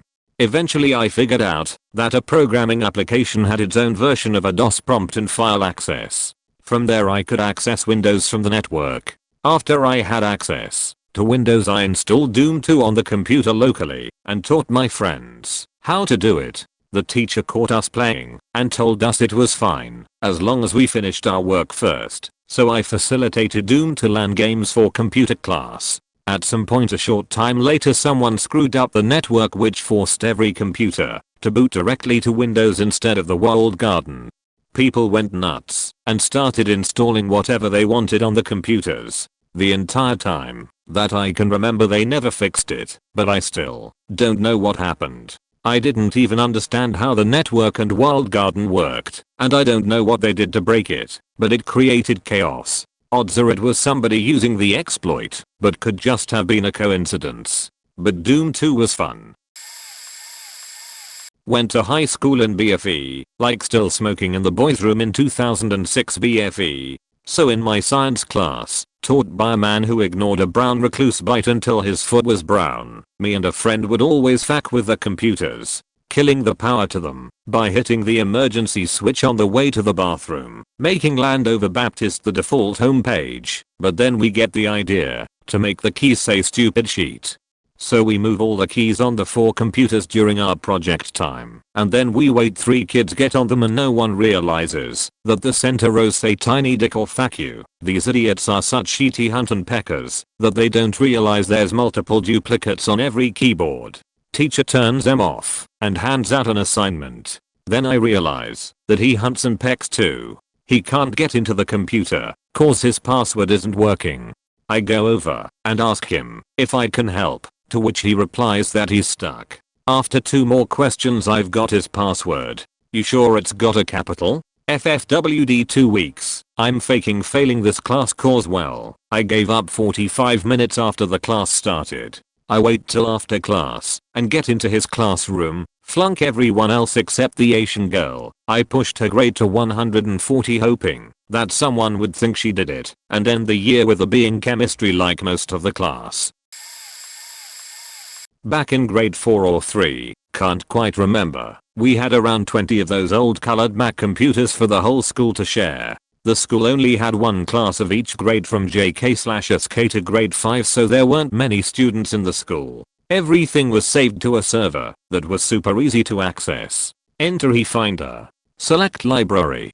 Select what grade you were in. Now you have access to all the files. When we wanted to delete something, our librarian just told us to drag it into the trash bin and that was it. For some strange reason I just felt like I didn't like anyone and deleted every grade's files except for my grade and the grade 1s and below. I also deleted the files of this as whole in my class. I didn't know if it worked right away, but the next day I remember I was in the library on the computers and heard my teacher whispering to my librarian about how someone hacked the school and deleted everything except for a few grades. Really just a weird memory to me now. Nothing ever became of anything. We had a computer lab separate from the actual school network, and it had no security. Now, being the guy who got like 110% on the protest, that raised a few eyebrows and made some unwanted attention. It just so happened the guy next to me, Alberto, got put in the class on accident. Now, it being separate from the school's network, we all had to have our own accounts. Since Alberto was leaving though, I figured I'd from his account through initial setup before they deleted it. This gave me a dummy account hidden in plain sight. So I kept my personal assignments on my account and was a model student, while the other account I caused confusion and disturbed the peace. Top 3 things I did in the class: made myself admin and revoked the instructor's permissions. Installed Halo right on the root of the network but hidden in plain sight. Make a new folder and rename it with no title and change the icon to nothing. I think it's Alt plus 165 for no title. It's been a while. Created a bat to open the CD drives every 10 seconds and dropped it in that same folder as Halo. Then went around and created a shortcut and added it to Shell Startup, probably the best class I had. I know I'm late to this, but here goes. Back in the day, my fellow CompC students and I figured out that most Windows commands were not locked down on our high school's terminals. So besides going on some egregious remote shutdown F0 rampages that got our entire class yelled at once or twice, we figured out the netsend command wasn't restricted at all and proceeded to commence with our own improvised chat/work interrupter system for the better part of the year. Well, as people are wont to do, our class started taking. After a few instances of "Hey, watch this," the CompC class's computer wizardry was becoming widely known, and knowledge of this particular netsend command was being passed along from the technically literate to the technically not so much. It was only a matter of time until disaster struck. Cue Carly the cheerleader. I think that was her name, but it could well be made up at this point. Carly was very cute, very well-meaning, but not the sharpest knife in the shed. So when Carly tried to let her friend know that "Hey, you're totally gay," she addressed it to. Whether this was a simple typo or the work of a malevolent advisor, the result was the same. Every computer that was visible to her terminal on the local network got a little grey pop-up alert with those eloquent words emblazoned on them. This goes for everyone from the students sitting next to her to the principal reading ML in his office a quarter of a mile down the hall. Somewhat sensible network restrictions were put in place next week. The net send command was disabled for anyone but administrators, but we could still run our shutdown bombs on each other's computers. Go figure. This was before the interwebs, circa 1992. I was 15 and learning the basic programming language through books. At school, we had some DOS-based LAN, I don't remember the name. Everyone was on the same network, and user accounts had different access levels. One night, I started creating a simple basic program that emulated the school system's login screen, stored whatever you entered in a text file, then threw the system's wrong password message, and logged out of the system in the background. So you just thought you had made a typo, and you would re-log in, for real this time. I guess like modern day phishing works. For it to work flawlessly, I needed to reboot the computer, log into a guest account and run the program. I tested it on a few students, and it worked pretty much all the time. So one day, while the network supervisor went out for a smoke break, I rushed to his computer, rebooted and launched my software. I went back to my computer. My heart was pumping, my head was dizzy, I couldn't contain myself. I've never felt such a rush of adrenaline. He came back, sat at his computer, muttered something. I was trying to keep cool, but somehow I thought he knew. I kept trying to log into the guest account. You couldn't be logged in on two computers, so it threw an error. And I kept trying, and trying, until it worked. My fingers were shaking as I typed, ED. And there it was. The text file. Inside, waiting to be picked, the supervisor password. I had access to everything. Teachers' accounts, everyone's results, exams, board of directors meetings and notes. The supervisor account was like having the power of God. Only thing is, two guys saw me do my thing, and they were the only people who knew about my project. They threatened to tell if I didn't give them the password. So I did, and boy, did they mess things up. They deleted files, accounts, made private notes about students public, and in the end, they changed the supervisor's own password. The company had to send sysadmins to the school. Apparently it cost them a fortune. And the two guys got caught. They were immediately expelled. Thank God they never told on me. I never heard from them ever again after that. Tried to look them up on Facebook. Nothing. Strange. When I was in 2nd grade, mid-90s, our school got its first computer lab furnished with a half-dozen slightly used IBM Activus. One of my friends knew of a way to make a cool image appear on the monitors by sticking a magnet up to them. So at recess we snuck into the science lab, grabbed a bunch of magnets from the closet, then proceeded to the computer lab. We then went to each computer and gawked at the cool kaleidoscope looking pattern on the monitors. Once we had our fill of fun and about to head back, we then realized the screens weren't going back to normal. This is when the single gear that slowly turned in our brains began working overtime. We realized our screw up and tried to correct it by putting the magnets back on the screens hoping they'd revert back to normal. Nope, that didn't work. Maybe if we unplug the computers and plug them back in? Nope, that was a failure also. Move one monitor to another PC. No dice, and we dropped it on the tile, so now the shell is cracked. Looking at the clock and seeing that recess has been over for several minutes, we surmise that our teacher is probably looking for us, and it's best we get out of here. We shut off the lights and head to the classroom, where our teacher and principal are standing at the door. With our heads hanging low, the principal demands to know where we were. We lie of course, saying the bathroom, but he doesn't buy it. He grabs us both by the ear and asks again. We say the science lab to play with magnets. We then show him the magnets in our pockets. He gives us a spanking with the paddle and sends us on our way. Later that day they discovered the computer lab mess and we are summoned back to the office. Spanking #2, and this time much harder. Parents are called. Dad spanks me again at home, and I have to empty my little tobacco can money jar to help pay for replacement monitors. More of a life lesson, since I only had like $15. TLDR, magnets on computer screens. Got spanked 3 separate times in one day. Probably too late to the thread for this to be seen now, but anyway. This would have been pre-2003. Our school network still ran on Novel Network, and I think Windows 98 at the time. Also the machines were not amazingly well locked down. Someone discovered, really can't remember who now, on our personal shares we could change permissions to allow other students to write to folders inside the share. This led to a set of convoluted folders and text files being used as a rudimentary email/in system. You'd open the relevant txt file for the user you wanted to message, add a line and save it. User could then manually check it.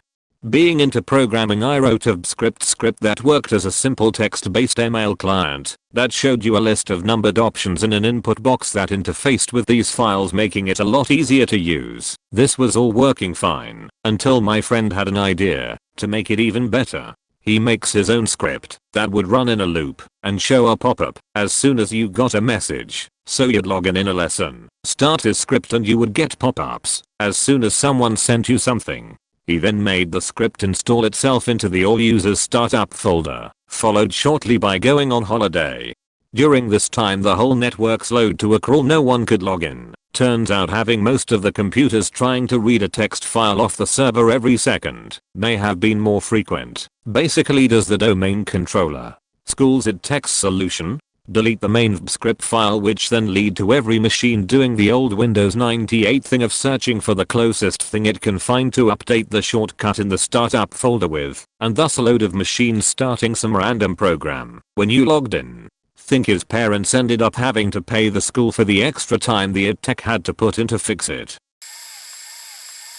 My school was pretty small, and the computer room smaller. I think it had like 20 computers. Anyway, I was editor of the school newspaper and spent a lot of time trying to make it look good on these old machines. 386 with 8 MB of RAM. When I was nearly finished the bell rang and I saved and went home. Little did I know that the dude was going to format all the computers that night. Next day all my work was gone. I did have a backup, but not from all the work that day.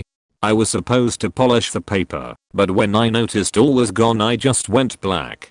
I turned on all the computers and started editing AutoExec.bat to go into a never-ending loop displaying hello line after line on the screen. Now, the brilliant part, I thought, was that as long as the computers didn't get turned off they would boot just fine, so nobody could blame me.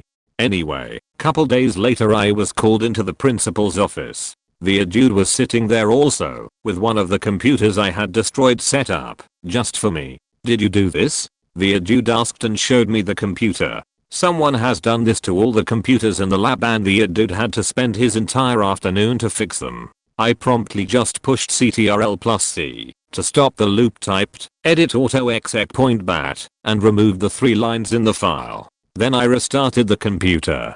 Then I said it's pretty easy to fix. The principal and the dude just looked at each other, the principal with a slight disgust in his face. After perhaps 5 to 10 seconds of silence the principal just said, "Okay, you can go back to class." The next half year was nice, because the dude accepted that my computer knowledge was superior to his, so he took me out of class now and then to help him with, in my mind, the most basic and mundane things, like setting up the router to accept new computers and give them IP addresses automatically. The school eventually hired another computer guy, and he knew far more than me, so the getting called out of class ended with that. Found a way to access the command prompt on our lockdown computer, create a batch file with the contents command.com and run it, and found out that the remote shutdown was unprotected. Figured out the computer naming system pretty quick, and did a test on an unused computer. Worked with no issue. Decided to prank a friend with the message flag and a high shutdown timer, and then aborted it after he read it. Apparently someone else told the teacher, and I got in trouble. She agreed that I would not be in trouble as long as I talked with SIS/network admins on how I did it. When I first walked into the room and sat down, they asked if I had set up a proxy server at home and connected to it. Interesting theory, but why would I use it just to shut down computers? I told them how I did it, and they were speechless. I had that teacher for accounting and for web design, and she loved me since I was one of the few who were computer literate. Started going to Votech the next year for programming, and I found that I had a talent for almost anything computer related. Programming, networking, hardware, and yes, even printers sadly. A month after I graduated high school, 2014, I got a paid internship as a programmer analyst and I have been there since, and started full-time at the beginning of 2016. I made a screenshot of the desktop and set that to the background, making it the same background as before, but with the files and shortcuts as a picture. Then I right mouse clicked and did remove hide icons, but because of the background still showing them, people spent entire lessons furiously clicking non-existent icons. When eventually they found out, I kept moving the icons to different locations, meaning that it looked like two icons had glitched together. The year after that we all got a school email address, but the password was the same for every single student, so I hacked a few of them and sent random emails with threats to some teachers who thought that it was that student. They quickly shut down that emailing system, but they never found out it was me. And there was one other occasion where somebody had forgotten to log out of their account. I then created a file named xxxvids and filled it with links to websites that didn't even exist but looked like porn links, and pictures renamed to nudes with being a random name, but it was actually pictures of cats.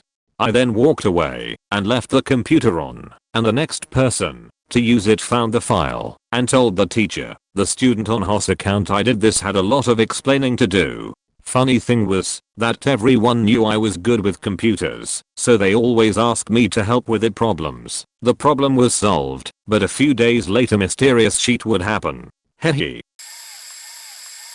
On the last day of a term, on a non-uniform day that had everyone feeling pretty laid back and fun, my friends and I, 4 of us, used our network to instant message each other.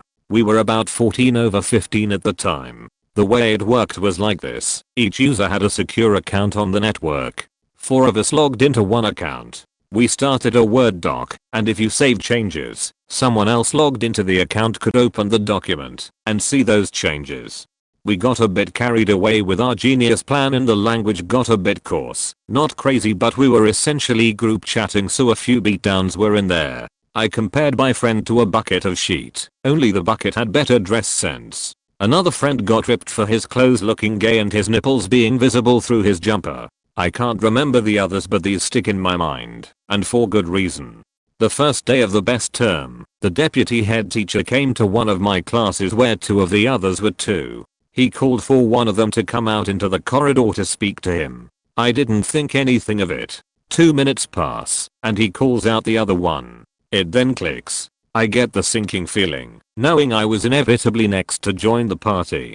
When I get out into the corridor and the door closes, the deputy read, "The only difference between and a bucket of sheet is that the bucket of sheet has better dress sense." It was still funny, but now was definitely not the time. I tried to pass it up as confusing to me, but he read my nickname next to it. We'd marked our comments, so we knew who said what. Apparently, the friend in the other class has been misinterpreted as the victim by the teacher, and when pulled out he rolled with it to avoid further trouble. The deputy threatened to ban us from the network, but we went to see him together as soon as we got out of class, and it was all good. We was just scaring us straight, and he got that we were all just having fun at the expense of the ed system. TLDR used it to instant message friends. Network flagged profanity, nearly got banned from using it in school. So this is a fairly long one, but it's something I'm quite proud of finding.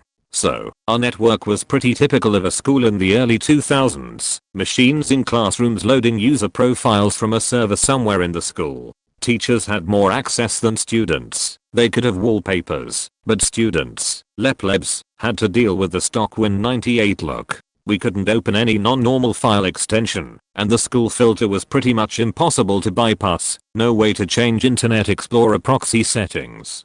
However, I was probably the most computer savvy person in the entire school, surpassed only by the 2 network admins. I used to sit over lunch in their office, and we chat about computing, so I was on really good standing with them. Most of the reason why I never got kicked off the network. Now it's important to understand how Windows XP works when loading network accounts. First it loads a base account, pretty much a standard local guest account. Then it loads your profile, settings, wallpaper. Then it loads group policy. Group policy is basically a set of instructions to edit the Windows registry, the inner guts of Windows settings, to disable/enable certain features. Now my little exploit was, in my opinion, genius. At first I tried just executing a reg file, a registry file that can change Windows registry settings, but of course that was blocked. However, one thing the admins forgot to block was Task Scheduler. Now Task Scheduler lets you schedule tasks to run on login and is stored in your user profile, but the caveat is they have to run as your user account, and it runs after loading all your account privileges through group policy, so you can't gain elevate privileges, right? Wrong. You see, Windows loads your network account in a very predictable order, and that can be exploited. So I scheduled my reg to run on login, with values enabling command prompt, wallpapers, proxy settings in Internet Explorer. Then, when logging in, after the loading user profile message and during the loading group policy environment message, you pull out the LAN cable. Severing the connection to the network makes the GPE load fail, so it just doesn't bother and continues login without your GPE. Then, because you have no file type restrictions, it simply ran the reg and gave me essentially a local admin account. Then you just plugged in the LAN cable after your account loads up to get access to most of the network again. Printers, the internet. I rolled with this for a while before showing it to the network admins. They laughed and admitted there wasn't much they could do. Once I could show hidden network shares through my reg, I could also browse to the admin shares which held the print database. Our school used a print credit system. It was globally writable, so the software on student accounts could update their print credits after printing. I gave the admins £0 and myself £100 million or so, and told them my print account had lost all its credits. The look of confusion on their face was hilarious when they saw my £1 billion account. I've posted this in a similar thread before, but here goes. Well, there was one time I did some hacking in high school and got busted. When I was in high school, all computers had software on them called Net Support. There were two versions of it, the teacher and client/student version. Each classroom had computers for the students, which all had the student version loaded on them, and one for the teacher, so using Net Support could see what the students were up to using the teacher version of the software. Curious about the inner workings of the software, I went on a Whereas site and got myself a copy of the teacher and student version. I set it up at home, and it was surprisingly easy. No credentials or anything were required. The teacher version just scanned your network for student versions and allowed you to take control of the PC, pop-up messages, etc. Awesome. So I copied the files of the teacher version onto a USB stick and off I went to school the next day. I get in class, pop in the USB stick into my assigned PC, and started the teacher version. It worked. Didn't need to sign in or anything. I just got straight access to literally everything. I could see all the desktops of all teachers, students and everyone else. Bingo. And holy shit, that school's security was flawed. Obviously I started pranking my classmates by opening Not Up at 100 time with "you suck" written in it, or opening naughty sites on their PC. Fun stuff. But since I was a teacher, I started having fun with other students as well. I checked other classrooms and some were writing documents in Word, so as the teacher I'd pop up a message on their screen saying stuff like, "that last paragraph you wrote isn't detailed enough, you should start over," upon which they deleted it and start rewriting the paragraph. Of course I told some of my friends of my newly acquired godlike powers. Big mistake. Word spread fast that someone was messing with the software. The IT staff were assigned to find and punish that person. Since I was studying it at that school, it didn't take them long to figure some IT student was behind this. In the afternoon I was continuing to troll people. While I was unaware of this witch hunt, I got a pop-up on my screen saying "got you." I thought some of my classmates had turned the tables and were going to prank me now. Wrong. 10 seconds later my teacher was behind me. Busted. Surprisingly, he wasn't mad. He actually thought it was funny. I didn't get punished or anything. He told me stop doing it and left. When I was in 8th grade, California 1996, our school finally decided to replace the ancient computers that they had bought in bulk during a computer in school program during the early to middle 80s. They were even called kompis, a fun wordplay, as a Swedish word for friend is kompis. These were replaced by PCs. 2 of them. To replace 30 kompis. They were locked in a cabinet without ventilation. Yay for old hardware that could survive this, and the only programs available was Word, Excel and some even then outdated version of Encarta. Very entertaining. For about 5 minutes. Things started to get fun when it was discovered that the help box in Word or Excel actually let you start the file explorer and could access Minesweeper, Solitaire, and, most importantly, the network drives where all the teachers had personal folders. Someone managed to put Doom 2, Warcraft and some other games in the folders of some old teachers that hated everything about computers. Of course they found out and decided to delete the file manager. So they deleted, explore.exe chaos ensued, and when they got it sorted out everything was back to normal. In high school they had given up, and while the official rule was no games, the practice was no games during class. There were a few teachers who had a different practice. Now, no games until after class, and then I'll kick your ass. That is how I started to use mouse aim. Lol, high school in the 90s. I enrolled in a programming course based on my messing around on my C64. The class itself had those newfangled 286 machines, but ran by an ancient teacher just waiting for retirement. Program of choice, a copy of BASIC. Something like Quick Basic, I honestly cannot remember now. So me and a friend were messing around on his PC one weekend and we found the sound command, which basically uses the DOS beep command, but you could use it in different keys and octaves like sheet music. So next class I finished my work pretty quickly, and while bored I whipped up a quick music command, waited for the teacher to leave for one of his various breaks, and ran the command. Instantly 20 students shot off their chairs and crowded around my PC asking how the hell I was doing that. So I showed them the command. All the kids then ran off, and so began the quietest 20 minutes of programming class ever.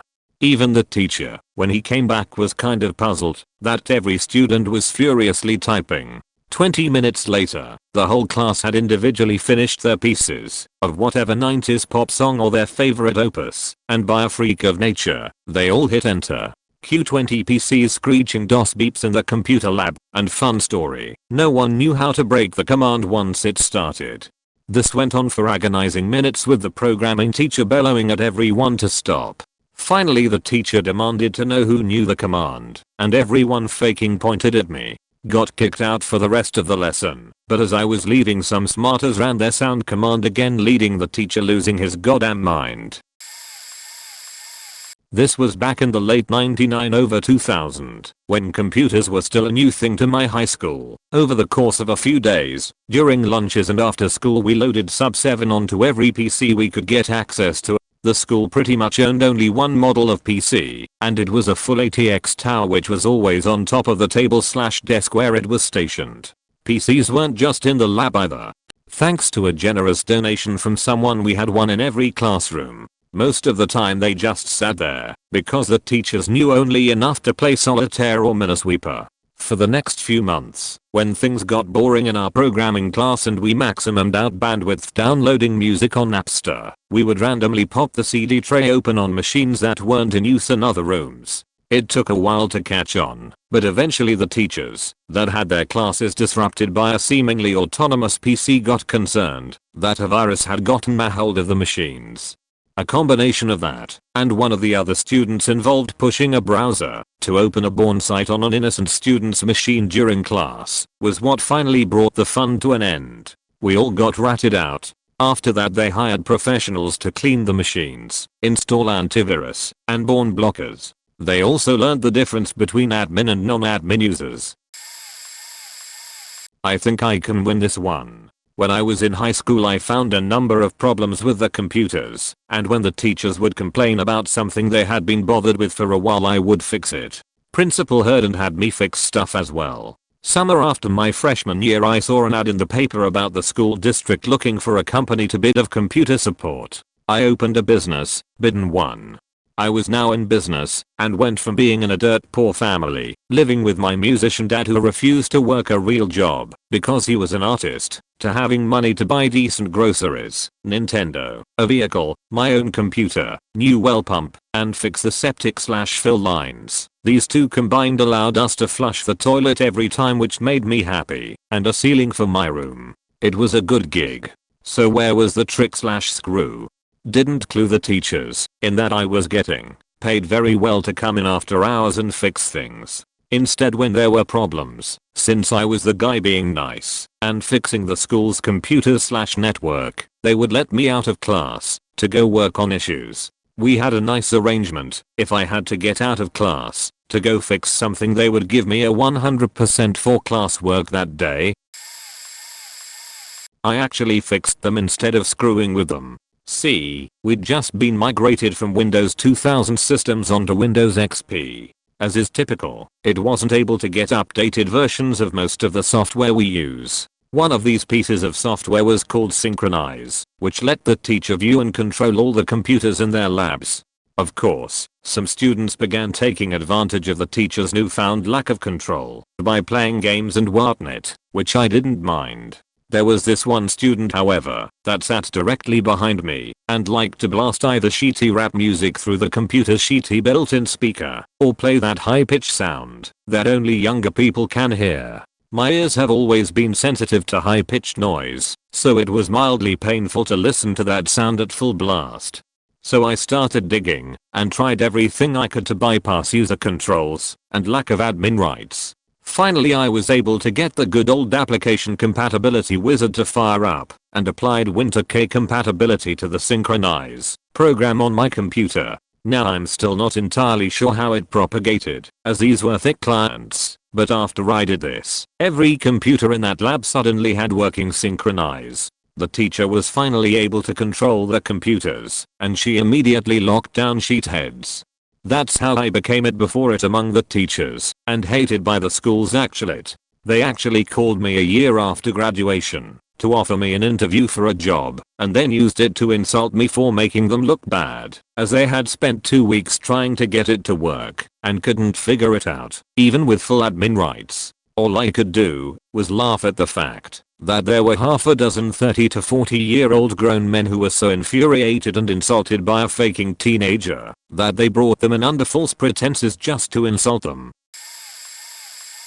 Back in 7th grade, I found a prank site that had all sorts of harmless programs designed to annoy people. I found a few good ones and installed them on the computers in tech class. After class, I would find people's computers that they forgot to log out of and quickly install them. One day I got lucky and the girl I liked left her computer and didn't log out from the previous class period. I found a fake security spy cam ad, the ones that always were featured on pop-ups and cheesy phishing sites, and I installed that. Here's the kicker: we had taken class photos in front of the same wall to submit with our projects. This fake ad would pop up as soon as the internet browser was opened, and it would show the ad with whatever picture you chose. Of course, I chose her class picture. Now this wasn't even my finest work, but I figured what the hell, maybe at most it would get a good laugh. The next day, when I was in another class, and I heard rumors relating to my little prank, although nobody was aware that I had done it, I heard that she screamed when she saw her face pop up on a pop-up ad, thinking that someone was stalking her. Then when the tech class teacher tried to calm her down and close the ad, the computer froze, and it took my tech teacher a long time to find the program and uninstall it. Eventually finding it, it took the whole class period to get it back to normal. Needless to say, I had a great laugh. Obviously my tech teacher was smart enough to figure out that it was me, and I didn't get in trouble, but it was just one of those perfectly executed pranks. Ah, the good old days. And I did so much more. Swap monitor cables with 4 PCs in a line, left to right. So the first PC gets the video feed from the one at the end of the line, etc. Swap mice and keyboard leads around. Regularly swap the hard disks around on some teachers' PCs that we didn't like. They knew it was us, but could not prove it. Swapped all the network cables over in the PC labs So computers that were supposed to communicate with some robotics etc. didn't, and those that were not supposed to could. Hilarious when some bottom class morons started faking around with robotic arms and disco lights etc.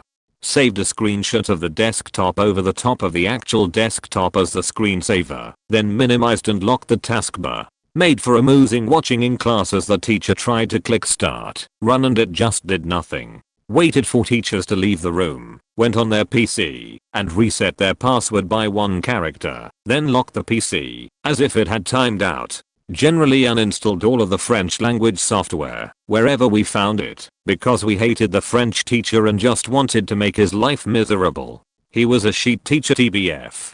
Created a throwaway hotmail.com account, and sent an email to everyone on the school distribution list with the subject mailing list in the text. If you want to be unsubscribed from this mailing list, simply reply, "Stop Hotmail." Of course it descended into anarchy with illiterate teachers sending back "Who is this, what is Hotmail," etc. Yes, we are all horrible little sheets and we ended up in detention and got suspended more than once. Do we regret it? Not really. I once had an evil ploy to change the background picture of one of my robotics classmates' computer to hentai with an elaborate scheme. A few of the kids in my class were communist fanboys, and they got along well with the teachers that also taught social studies. Not actual communists, just fans of Chairman Mao and Stalin jokes. This duo of kids shared a computer that had a wallpaper of the Last Supper, but Jesus and all his disciples were communist figures. He had it saved on his computer as the Last Supper. He also had a spare lame wallpaper that was just a board of wood, along with a bunch of other random images and cheat. Some pictures in Windows have the image on the shortcut you click on, like PNGs, and others just have an icon to represent them as pictures. Last gig was one of those. So I came up with a plan to download a photo of Nick Hopper in the icon format to the folder he had all his wallpapers saved, delete the Last Supper, and rename the hentai to it. I'd then change the background photo from Last Supper to the boring hardwood one. When he went to change the background back to Last Supper, he'd instead get a kawaii cum surprise. I never went through with this scheme though, but I shared it with a classmate and he just beamed with excitement. There just wasn't an opening.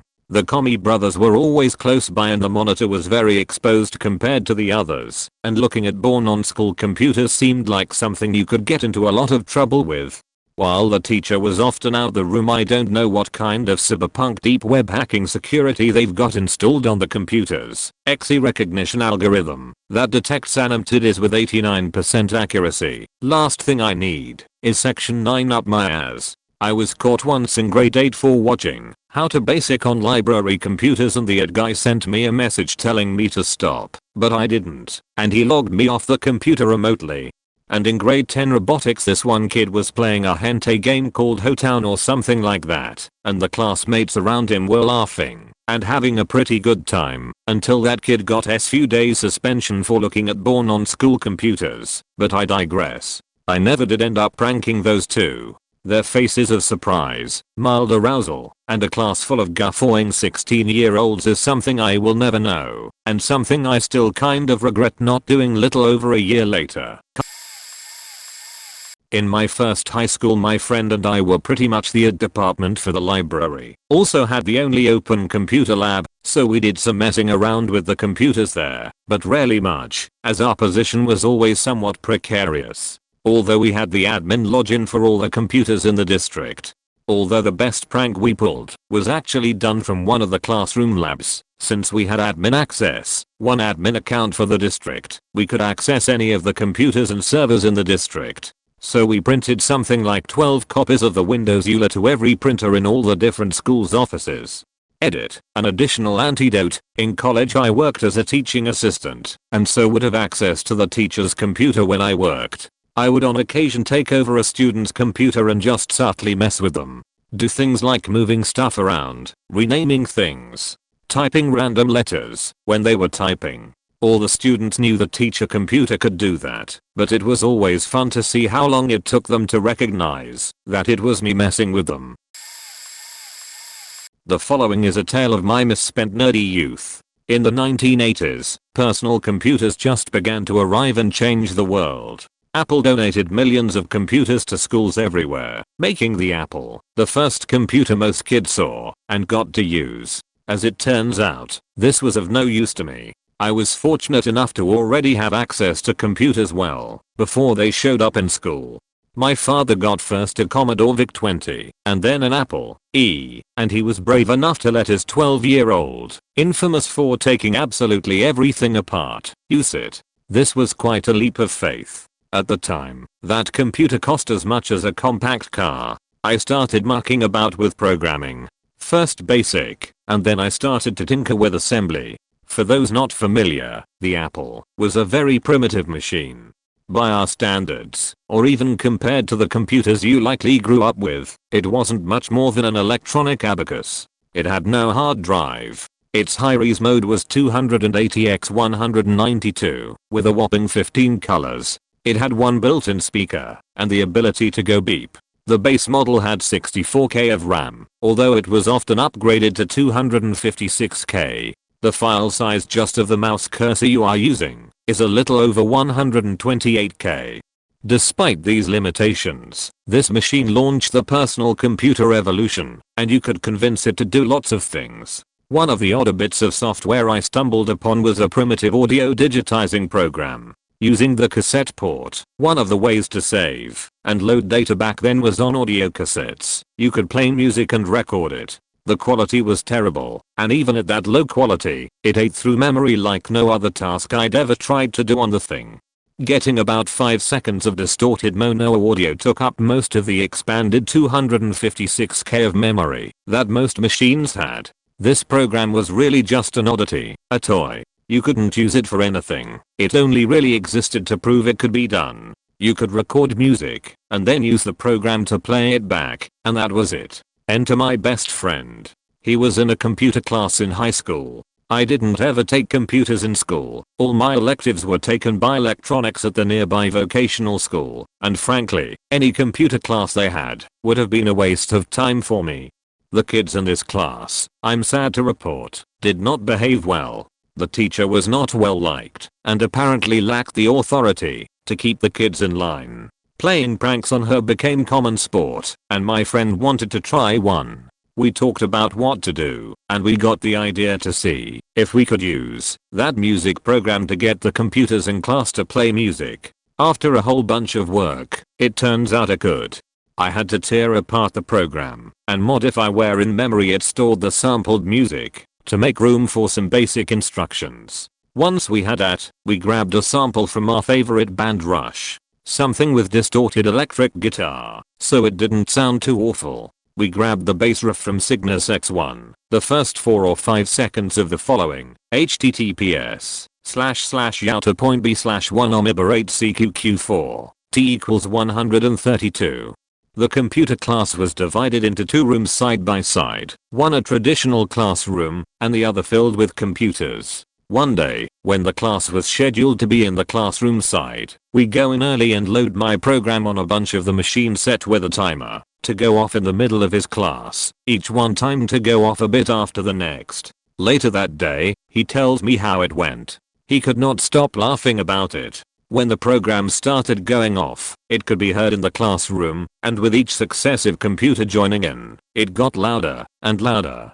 The teacher thought it was coming from the nearby music room and left the class to get them to turn whatever it was down, and finds the music room empty. Eventually, she discovers the culprits and shuts them off one by one, to the jeers of the kids in her classroom. I never got caught, and it was just harmless fun really. I did end up with a long and happy career as a computer technician, so I can't say the time was really wasted. Why do I call it part of my misspent youth then? As you probably have already surmised, no, I did not get laid in high school.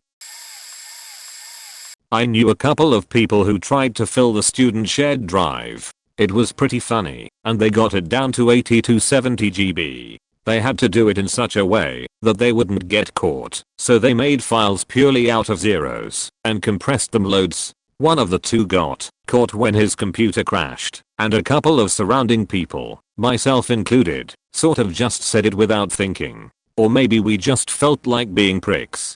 Our school makes you sign an agreement saying that you won't fuck with the computers, so technically this guy could have gotten in serious trouble, as he basically broke a legal agreement. Our computing teacher is a pretty nice guy though, and apparently defended the guy a lot, even when the topic of bringing the police into it was brought up. As for the other guy, whom I sat directly to the left of, he didn't get in trouble, at least for this incident. Previously he got a telling off for creating bad files and bringing them into the school computers. Some other small stories here and there.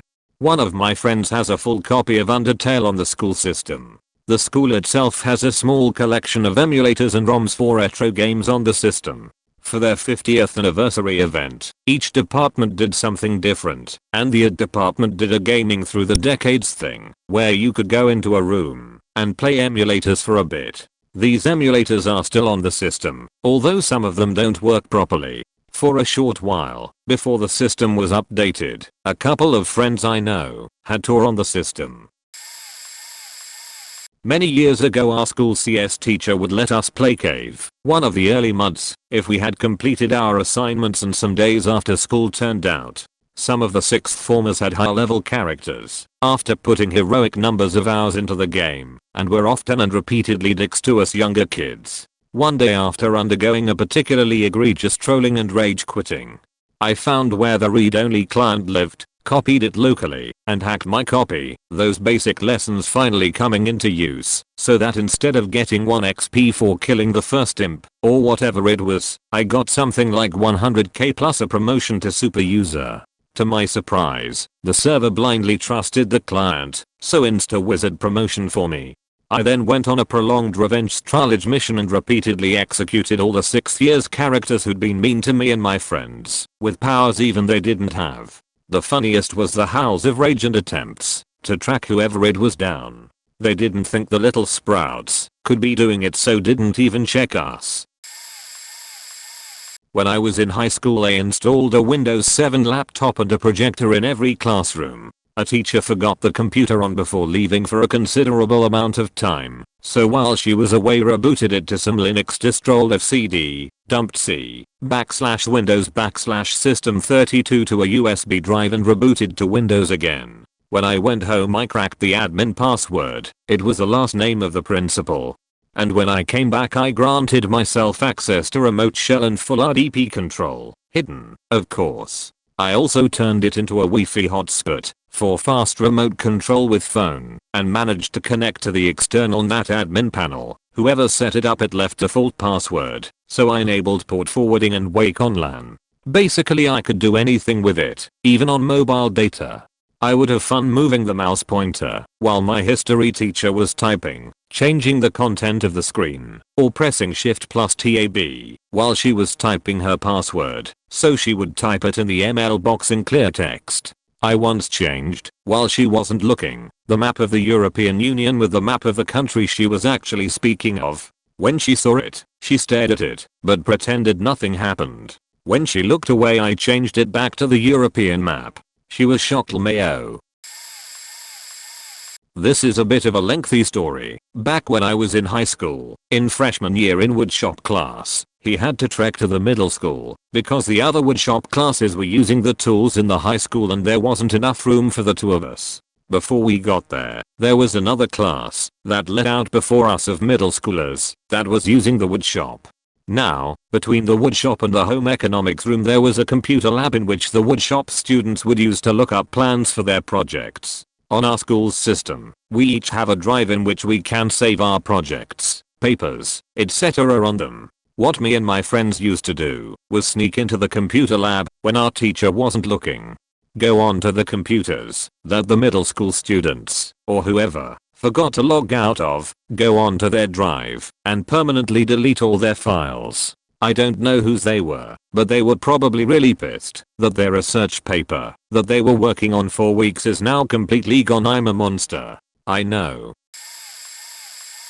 My networking instructor had a list of blocked websites and local LAN sharing that were all blocked from his PC at the front of the class. I figured out within about 3045 minutes of the first day of class that the source of the block was his computer. All I had to do was slightly unplug the RJ45 Ethernet cable from the back of his tower. It took him 3 days to realize it. We just wanted to play StarCraft. And we did. I was a hero. Our instructor was so cool about it. I stood up in class on that third day and said I had hacked his computer and knew what he was doing, and it was a violation of free speech. He started stumbling in his speech, completely caught off guard. I said that I'd fix it if we could all play StarCraft before or after class. Then I added Quake. He agreed, sweating. Literally, I outfoxed him. I asked him to come look at his tower and showed him click there it is. We had always gotten along, and I taught him a lesson that day too. Layer 1, physical connections. It's a good thing that he had all of his teaching materials on his comp's hard drive, not relying on the network. My ruse would have been foiled. Keep in mind, this was in 2001. Memories.